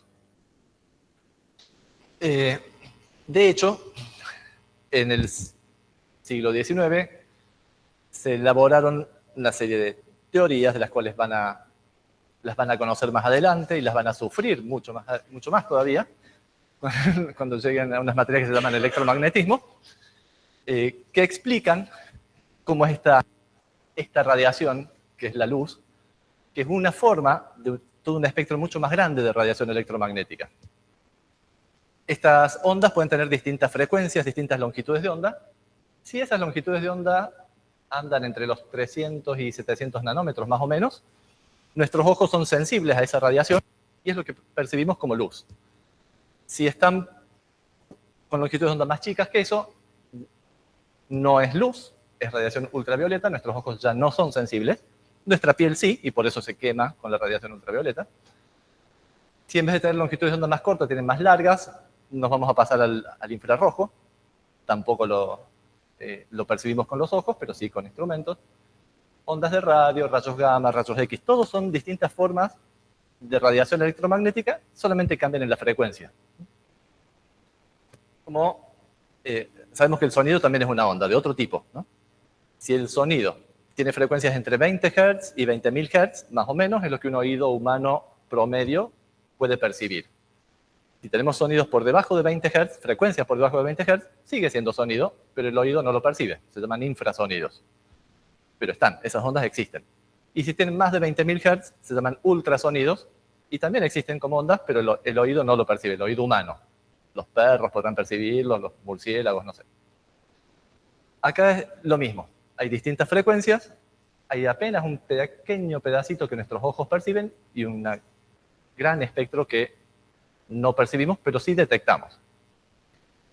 Y lo interesante que ya lo van a ver cuando les cuenten en las otras clases, que distintas partes del espectro nos dan información sobre distintos procesos físicos. Por ejemplo, sobre agujeros negros, estrellas de neutrones, estrellas de distintos tipos, emiten radiación en distintas longitudes de onda y así. Esto es lo que se llama la astronomía multilongitud de onda. No nos quedamos ahora solamente con lo que nos llega aquí, la luz visible, sino usamos el espectro completo. ¿Y qué cosas se ven en el espectro este? Bueno, algo que notó este señor que tiene su nombre ahí, Fraunhofer. Si uno estira suficientemente bien el espectro del Sol, es el arco iris ese que se forma, va a notar que hay algunas partes que están oscuras. No es todo continuo. Como que hay algunos colores que faltaran. Por otro lado, en laboratorio se ve que cuando uno hace pasar luz a través de un gas, también hay algunos colores que le faltan, ¿no? Como que ese gas, la luz esta tendría un espectro así continuo, con todos los colores. Cuando lo hago pasar por ese gas, algunos colores se pierden, como que ese gas los absorbe. Pero también, si ese gas lo pongo, le doy energía de alguna forma, lo caliento, por ejemplo, y lo hago brillar, cuando emite luz este gas, emite esos mismos colores que faltaban acá. Son siempre los mismos. Y cada elemento tiene una firma particular de esos colores. ¿A qué se deben esos colores? Bueno, ahí viene otro modelo, que es un modelo que nos explica cómo es la materia en su parte más íntima, en los niveles, al nivel del átomo y más chiquito también, que es la física cuántica. Y la cuántica nos dice que dentro de un átomo los electrones están ubicados en niveles de energía, ¿no? Lo que a lo mejor cuando vimos en el colegio el átomo de Bohr nos imaginamos así como un sistema solar en miniatura. Bueno, no es exactamente eso, pero la idea más o menos sirve. Y el electrón puede estar en una órbita o en otra, pero no puede estar entre medio. Entonces, pero puede sí saltar de una órbita a la otra. Cuando salta tiene que perder energía, si salta de arriba hacia abajo. Si salta de abajo hacia arriba, tiene que ganar energía. Cuando pierde esa energía, como es siempre la misma energía, porque siempre el mismo salto, se va a emitir radiación de un cierto color y es siempre el mismo color. El otro salto tiene otra energía, tiene otro color. Otro salto tiene otra energía, tiene otro color. Es decir, en definitiva, los colores estos dependen de los niveles de energía que tiene el átomo, los electrones del átomo. Y cada elemento tiene sus niveles diferentes. Entonces, por eso no son iguales los colores que produce el hidrógeno que los que produce el helio, o el carbono, o el hierro, o lo que sea.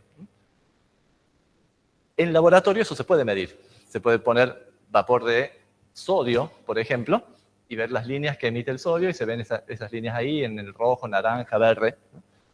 Y después ocurre que cuando vemos en el Sol, justamente esas, donde tendrían que estar esas dos líneas, ahí es el mismo doblete del sodio que está ahí en absorción. Es decir, nos está diciendo, en el Sol hay sodio. ¿Tá? Esto es como si fueran las huellas digitales de los distintos elementos. Bueno, por supuesto el hidrógeno, hierro por ahí, calcio incluso. Saben que hay un elemento que se llama helio, ¿no? ¿Y saben qué significa helio? Recién hablamos hace un rato del modelo heliocéntrico, que era centrado en el Sol. Helios es el Sol. ¿Y por qué ese elemento se llama igual que el Sol? Bueno, porque... ¿Cómo? Claro, se lo descubrió en el espectro del Sol. En el espectro del Sol se vieron líneas de un elemento que no se conocía en la Tierra. En los laboratorios se conocía así estos otros elementos como los que están ahí, pero aparecían unas líneas raras, entonces, de un elemento desconocido en la Tierra. Le pusieron ese nombre, helios, por Sol. Después, bueno, se lo encontró también en la Tierra, bueno, todo bien con el helio. Lo que pasa es que es un gas que interactúa muy poco. Entonces, cuando observamos las estrellas, también nos gustaría poder hacer lo mismo, ¿no? O sea, algo que vemos de las estrellas es que las hay de distintos colores, de distintos brillos. Por la paralaje que medimos, sabemos que están muy lejos. Incluso la que midió Bessel era de las estrellas que están más cerca. Después el resto están muchísimo más lejos. Es decir, lo que vemos es que hay estrellas de distintos brillos, distintos colores. Distintos colores nos indican distintas temperaturas. Y que las distancias son muy grandes. Es decir, son cosas que también emiten cantidades de energía gigantes para que podamos verlo. Es decir, suponemos que son similares al Sol. Y eso, bueno, fue lo que dio el origen a toda esta astrofísica, después poder estudiar el espectro de las estrellas, el arco iris, digamos, de las estrellas, está un poquito complicado, ¿no? Porque el Sol, bueno, lo tenemos acá, es muy brillante, pero para poder descomponer la luz de las estrellas, que es tan débil, necesitamos sí o sí juntar mucha luz. Y es por eso que se han ido construyendo telescopios cada vez más grandes, ¿no? El telescopio más grande te permite recoger mucha más luz. Todas esas cosas se las van a contar en las próximas clases, ¿no? Solamente, de nuevo, un trailer, que la radiación que emiten los cuerpos, también en base al modelo de la cuántica, podemos modelarlo así. Mientras más fríos son, emiten radiación más hacia el lado del rojo, algo templado como el Sol, más bien amarillo, y si se van más calientes, más azul. En definitiva, este modelo nos explica los distintos colores de las estrellas. Si queremos meternos ya en poder ver qué líneas hay ahí para saber si tienen helio, hierro, carbono, lo que sea, bueno, hay que hacer la descomposición y toda esa cosa que necesitamos de telescopios grandes. Todo eso vendrá más adelante. Sí quiero terminar hablándoles un poquito de lo que fue, en realidad, más de la mitad de la charla estuvimos hablando siempre de mediciones de posiciones, ¿no? Que es la parte de la astronomía que se llama astrometría. De hecho, la astrometría fue la astronomía casi exclusivamente hasta el siglo XIX, ¿no? Después, recién en el siglo XIX, aparece esta otra rama, la astrofísica y todas las cosas que vienen después. En astrometría lo que buscamos entonces es medir posiciones y, bueno, las formas serían diferencias de posiciones, las dimensiones también. Estas cosas, como vimos, en general cambian con el tiempo. Una posición de un astro no está siempre en el mismo lugar. Gracias a eso, por ejemplo, pudimos medir la paralaje, ¿no? Porque estamos midiendo cómo el astro se mueve cuando nosotros nos movemos en la órbita alrededor del Sol. el astro hace ese pequeño bamboleo que es la paralaje, y esa variación nos permitió medir distancias. Entonces, bueno, cosas que tengan que ver con movimientos y tiempo también forman parte de lo que se estudia en astrometría. Y siempre que hablemos de posiciones, decimos con respecto a qué. Esos paralelos y meridianos que yo les mostré en el Stellarium, eso es un dibujito de ese sistema de referencia. Nuestro sistema de referencia son esos paralelos y meridianos. Bien, pero una cosa es decirlo y otra cosa es verlo en el cielo. En el cielo no están dibujados, ¿no? Entonces, eso es la definición teórica. Bueno, sí, yo digo el polo y todo lo que dije hace unos minutos. Ahora, en la práctica, hay que decir, bueno, sí, está ahí. ¿Dónde está cada cosa? ¿No? Eso es lo que se llama la materialización. Sí, no solo que sí, es aproximado dentro de las mediciones, pero hay que, mientras mejor sean las mediciones, mejor uno tiene que definir dónde están los puntos de referencia. Como si fuera el meridiano de Greenwich, ¿no? Pero no es Greenwich. Eso se hizo con distintos instrumentos a lo largo de la astronomía, de la historia de la astronomía. Bueno.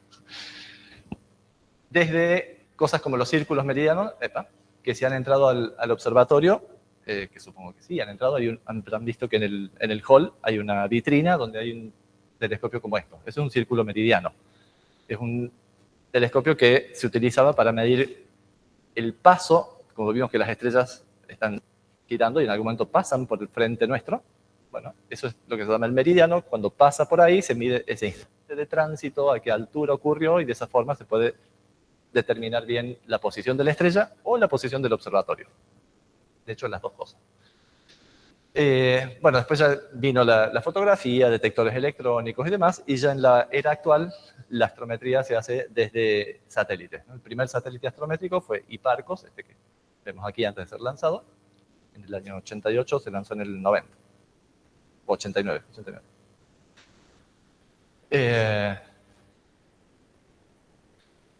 Y este grafiquito nos muestra cómo las determinaciones de posiciones, o sea, la astrometría fue evolucionando a lo largo de la historia. Como decimos, la astrometría es la primera parte hasta acá, hasta el siglo XIX. Todo esto es la astronomía, solamente astrometría. Primero la astronomía a ojo desnudo, incluso Tycho, que era les decía, el mejor observador de su época. Después ya aparece el telescopio, mejoran las precisiones. Esto es el error que tenemos en la determinación de posiciones. Un AS es un segundo de arco, ¿no? Lo que les decía, el ancho de un pelo medido a 10 metros de distancia, ¿no? Esa es la línea esta de un segundo de arco. Llegar a esas precisiones recién se pudo en la época de telescopios, ¿no? Eso fue lo que, bajar de eso fue lo que permitió medir las paralajes, ¿no? Porque nos hacía falta errores más chicos todavía que un segundo. Y hoy tenemos las mediciones, no todavía el satélite ya no está más, Hipparcos, y actualmente Gaia, que es el puntito que está acá abajo, ¿no? Es lo más preciso que tenemos en astrometría hoy. Tener este nivel de precisión, fíjense, este es un segundo, esta es la décima de segundo, esta es la milésima de segundo, o sea, la milésima parte del ancho de un pelo puesto a 10 metros, ¿no? Ese es el nivel de precisión. Más chico todavía que eso. Permite, nosotros fuimos viendo cómo a medida que iban mejorando las observaciones se fueron mejorando los modelos, ¿no? Este nivel de precisión va a permitir, o está permitiendo ya actualmente, mejorar también nuestro conocimiento de muchos objetos dentro de nuestra galaxia y fuera de ella también, sobre los que les van a contar en las próximas clases. Bueno. Y dentro de lo que es la astrometría, bueno, como les decía, por un lado, los fines de la astrometría, por un lado es definir estos sistemas de referencia, materializarlos. Tener bien materializado el sistema de referencia nos permite saber cómo se está moviendo todo con respecto a esos sistemas inerciales. Ya si no lo han escuchado ya, van a escuchar la palabrita en poco tiempo más. Y saber cómo se está moviendo, cómo nos movemos nosotros, cómo se mueve el sistema solar, cómo se mueve la Tierra, e incluso cómo se mueven las placas de la Tierra, ¿no? Cuando vemos con respecto a objetos celestes, podemos estudiar también la tectónica de placas. Lo más preciso, como les decía, hoy es Gaia, que está actualmente observando todo. Y tenemos otras formas de hacer astrometría también. No hace falta que veamos todo el cielo, podemos mirar regiones chiquitas, que es lo que se llama astrometría de pequeño campo o de muy pequeño campo.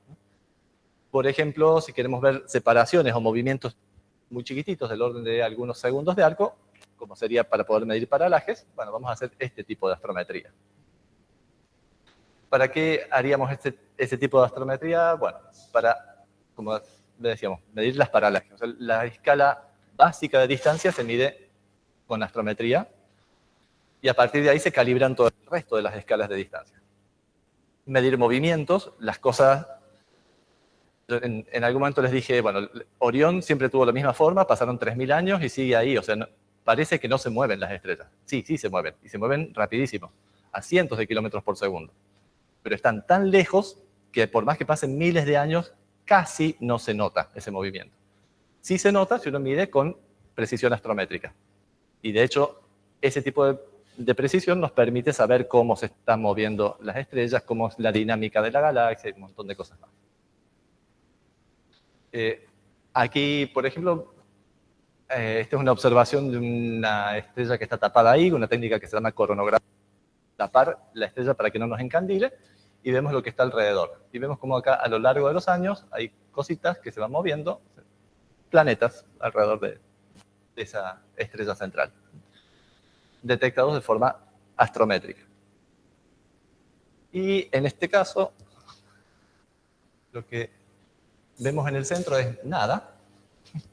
De hecho, en el centro no hay nada. Y el resto son posiciones de estrellas a lo largo del tiempo. Fíjense acá los años, 2004, 2007, 2009, 2010. Se fue midiendo a lo largo de los años las posiciones de esas estrellas y ven que van haciendo esos caminitos, esas órbitas, alrededor de ese punto marcado con esas estrellas donde no hay nada.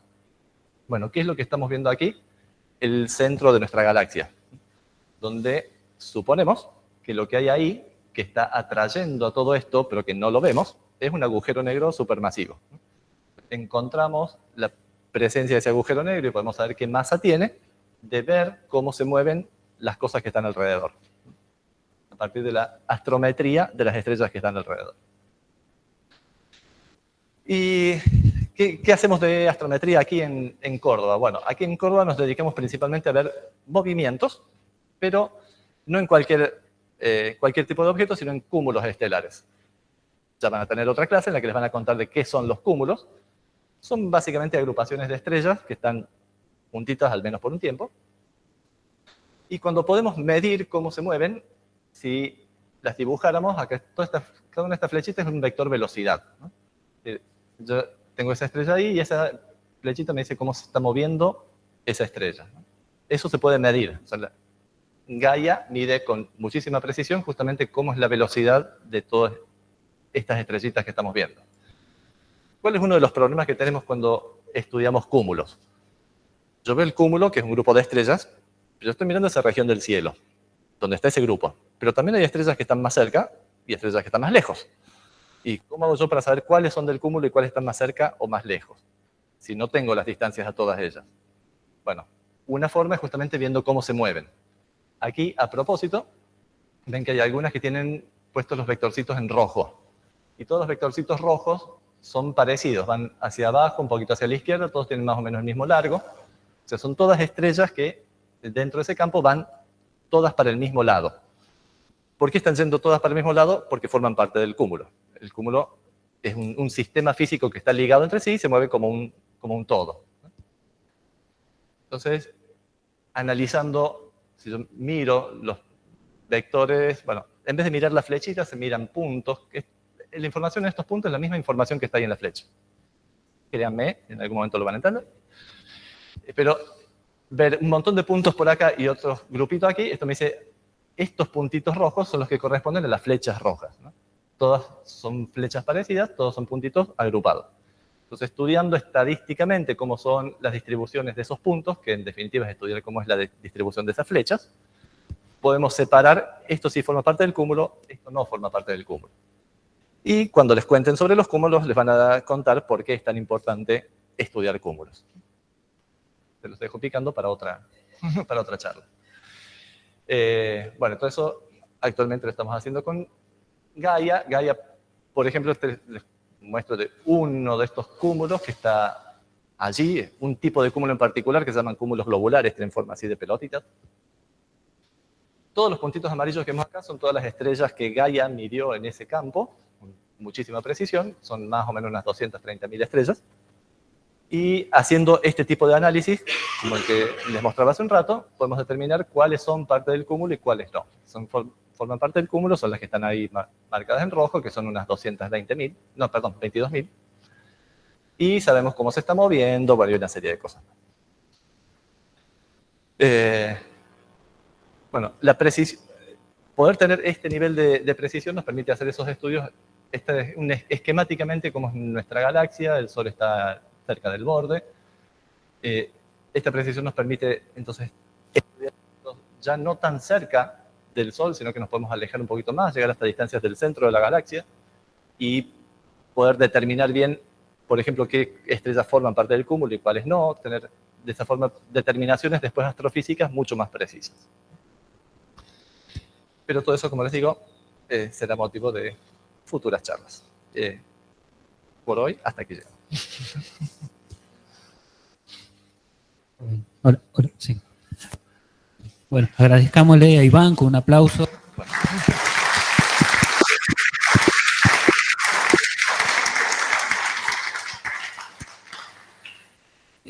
Bueno, a ver.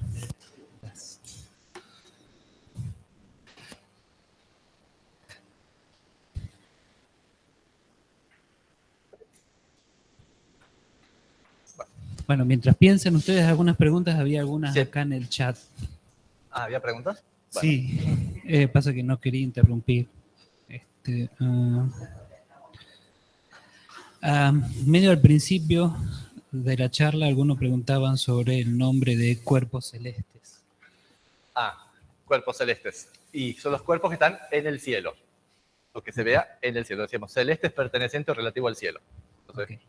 que están en el cielo y que no estén ligados a la Tierra. O sea, una nube está en el cielo, pero está ligado a la Tierra. Entonces eso no sería un cuerpo celeste. Que no esté ligado a la Tierra sería un cuerpo celeste. Y ahí entra todo lo que esté por fuera de la atmósfera. A ver, había alguna otra más por aquí. Se me acaba de apagar la laptop porque se me quedó sin batería. Sí. Y incluso un poco más afuera, tipo, o sea, ¿cómo llegamos a esas imágenes? O sea, ¿son computarizadas o son observables, tipo, con objetos? Son reales, son tomadas con telescopios y cámaras electrónicas, ¿no? O sea, al estilo de las cámaras que tenemos hoy en los celulares, sino que un poquito más sofisticadas, un poquito más grandes, mucho más caras, lo que las hace mucho más precisas también, porque, a ver, no es lo mismo sacar una foto con este nivel de iluminación, como hacemos con nuestros celulares, que el nivel de luz que nos llega de las estrellas, ¿no? O de cosas más lejanas todavía.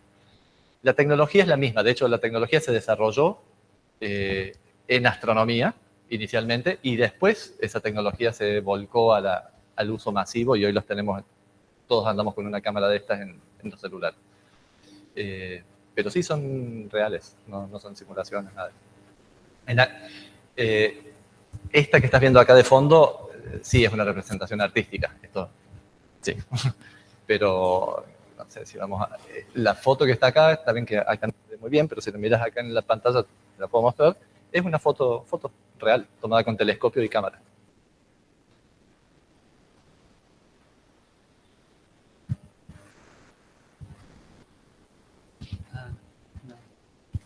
Pero alguien acá preguntaba si el color, ya yendo más adelante en la charla,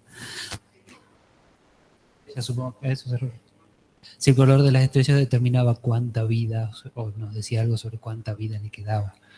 Bueno, estaría haciendo un spoiler de la clase de evolución estelar, pero spoileándoles eso, les decía, el color, observacionalmente el color viene dado por la temperatura. Más caliente es más azul, más frío más rojo.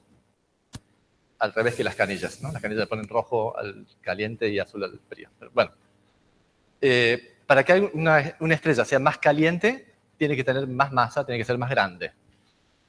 Las estrellas más grandes son más calientes, pero también consumen su combustible mucho más rápido. Así que las más calientes efectivamente viven menos.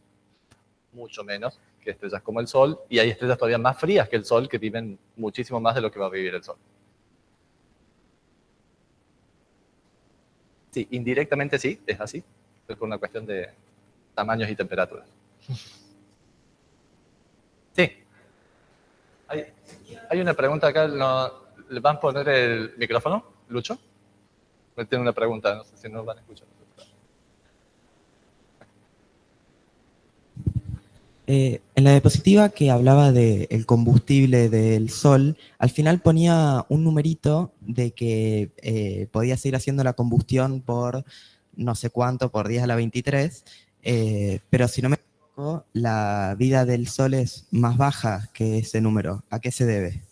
A que en realidad el Sol no se va a morir cuando agote todo su combustible, se va a morir mucho antes. Entonces por eso es menos. También te lo van a contar cuando te hablen de evolución estelar.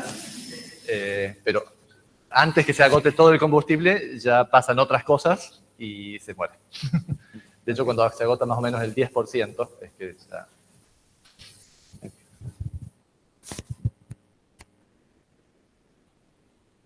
¿Más preguntas? Sí, eso estaba... Acá también acá uno de los chicos preguntaba si el color de la estrella también determinaba el elemento que está formada o es independiente de eso. No, es independiente. El color depende de la temperatura. Los elementos lo que van a marcar son donde aparecen esas rayitas oscuras, ¿no? Que a veces aparecen oscuras, a veces aparecen brillantes. También se los van a contar más adelante. Pero eso sí nos habla de los elementos que hay. El color, no. El color es temperatura únicamente. Bueno, y acá Selene hace una pregunta que tiene que ver más con la parte de coordenadas. Dice, si el ecuador celeste sí o sí pasa siempre por el este o solo fue coincidencia el Stellarium y si no, ¿cómo hacen para ubicarlo y saber dónde está? Sí o sí pasa por el este y por el oeste. Sí. Una cuestión geométrica. Podría haber, si lo tuviera acá. Sí o sí pasa por el este y por el oeste el ecuador celeste. Cuando el Sol se muera, ¿se convierte en un agujero negro? Pregunta Salvador. También eso sería spoiler. La respuesta corta es no. ¿Por qué? Ya se los van a contar más adelante. Sí. No, lo tonto es no hacer las preguntas.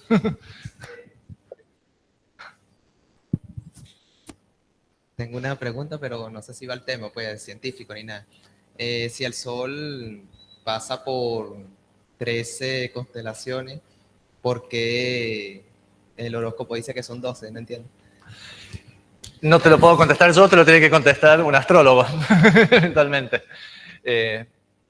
A ver, de hecho hay varias cosas que no coinciden entre lo que dice la astrología y lo que decimos los astrónomos. Una es esa, que las constelaciones por las que pasa son 13, no son 12. Otra, las fechas. Vieron que les hice notar cuando pasaba por Libra, estaba pasando en noviembre y te dicen que Libra está en octubre. Entonces, ahí hay otras cosas que tienen que ver con cómo se mueve el polo, de las que no les hablé ahora. Costaría mucho que lo pudieran entender hoy, ¿no? Lo van a entender cuando lo vean más adelante. Y otra cosa es que si vas a lo que te dice la astrología, dice es que está el Sol pasando un mes por cada constelación. O sea, 30 días, más o menos, entre 30 y 31 días por cada constelación. Y eso no es cierto. Hay constelaciones que son mucho más grandes y que tarda más de un mes en pasar. Y Escorpio, que si bien es gigante, la constelación de Escorpio es gigante, pero no está a lo largo de la eclíptica, del camino del Sol. El pedacito que pasa del Sol de Escorpio es una cosita que en menos de 15 días ya la atravesó.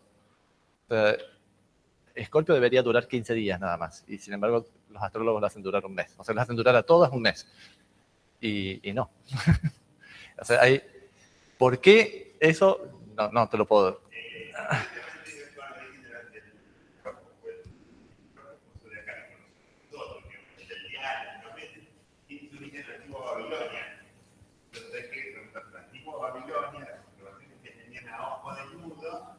Entonces decían, bueno, por una conveniencia vamos a hacer que dure entonces, que sean 12 y que dure 30. Sí, hay un tema. Claro, hay un tema de que por qué sean 12, bueno, tiene que ver, sí, con los sistemas de numeración, aparte que tenían los babilónicos. ¿Por qué tenemos 360 grados también? Es un número muy cómodo para hacer cuentas, 360, y se parece mucho a 365, que es la cantidad de días que tenemos en el año, ¿no? Entonces, si pensamos en eso y veíamos que el Sol se iba moviendo un poquito a lo largo del año, recorriendo toda la vuelta, y da una vuelta en 365 días, entonces prácticamente lo que se mueve el Sol por día es 1 grado, ¿no? Entonces, la medición del grado viene por ahí también, ¿no? Pero no con 365, que sería un número complicado. 360 es muy fácil porque es un número par, es múltiplo de 12, es múltiplo de muchas cosas que lo hace fácil. Múltiplo de 20, que es la base que usaban los babilónicos. En fin, hay razones históricas de por qué esas cosas son como son. Y bueno, el tema de que ahora Aries, por ejemplo, te dice el 21 de marzo, se supone que empieza Aries. Bueno, porque en aquella época, hace 3.000 años atrás, cuando era el 21 de marzo, el Sol entraba en la constelación de Aries. Lo que pasa es que estos círculos que veíamos, la eclíptica y el ecuador, se van moviendo lentamente. Lentamente, pero en 3.000 años se nota, ¿no? Por más lento que sea, se nota. Y ahora ya las cosas están bastante corridas. Sí.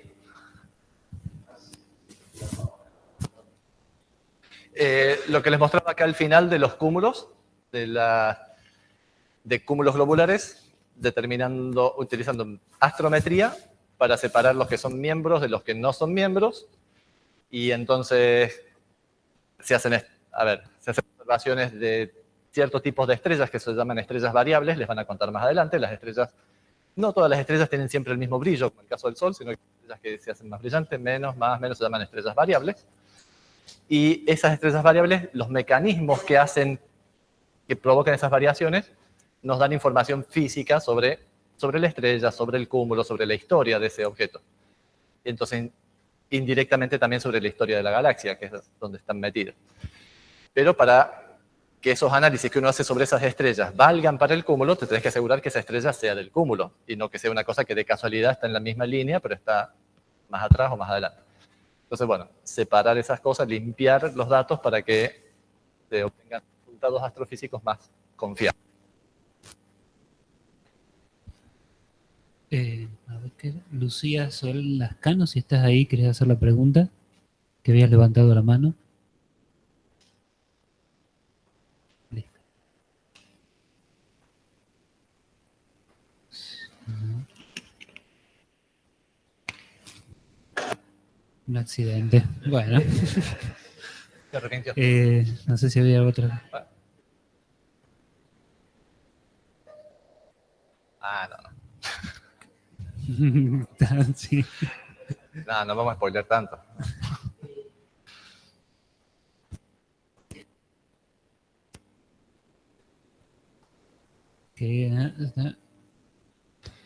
Leí que la Tierra está frenando su rotación. ¿Esto es cierto? ¿Y por qué se da?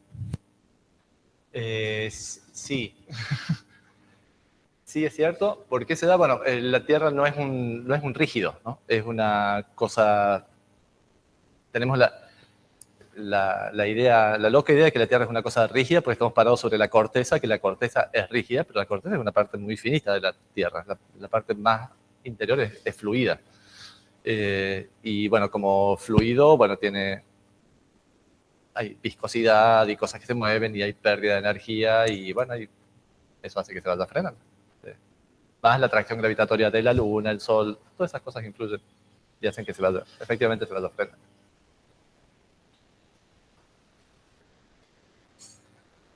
De nada.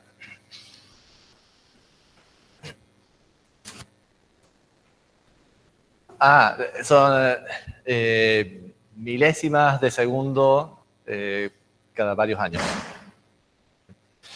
A ver, hay un frenado sistemático, pero aparte hay variaciones en la rotación de la Tierra, variaciones más erráticas. O sea, hay años, meses, cosas que que gira más rápido, poquitito, pero se puede, como hoy tenemos técnicas suficientemente precisas para medir posiciones, podemos medir eso. Por ejemplo, cuando se dan los fenómenos estos del niño y de la niña, esos movimientos de aire que hay, hace que cambie también la rotación de la Tierra y que el día se haga millonésimas de segundo más corto o más largo, y con variaciones estacionales. Y aparte de esas variaciones estacionales, sí hay una tendencia general a ir haciéndose más lenta la rotación.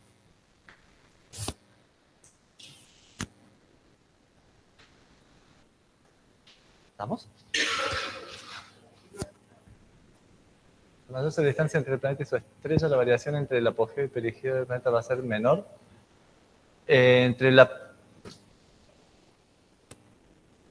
Bueno, tengo un problema ahí con los nombres, ¿no? Porque apogeo y perigeo, geo quiere decir tierra. O sea, la Luna tiene un apogeo y un perigeo, un punto más cercano y un punto más lejano a la Tierra, porque gira alrededor de la Tierra.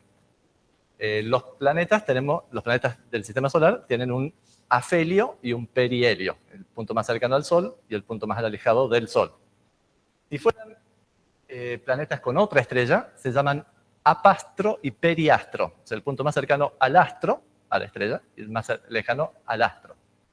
Entonces, suponiendo que se refiere a eso, a apastro y periastro, no, eso no depende de la distancia, son cosas independientes. Hay otro spoiler más. Cuando les hablen de los planetas extrasolares, los planetas alrededor de otras estrellas, van a ver que hay planetas que están muy cerca de sus estrellas centrales y que tienen órbitas muy elípticas, muy estilo cometas, que son órbitas que tienen mucha variación entre el periastro y el apastro. Hay un zoológico muy, muy variado.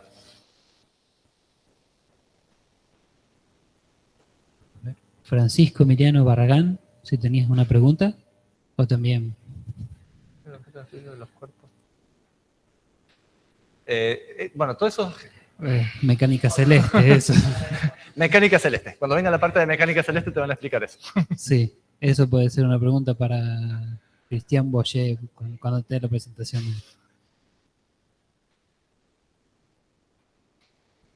Bueno. Bueno, le agradecemos nuevamente, Iván. Bueno, un gusto. Espero seguir viéndolos por acá.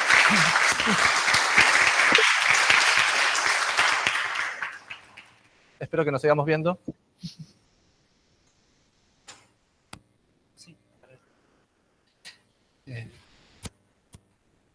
Recuerden que la próxima clase va a ser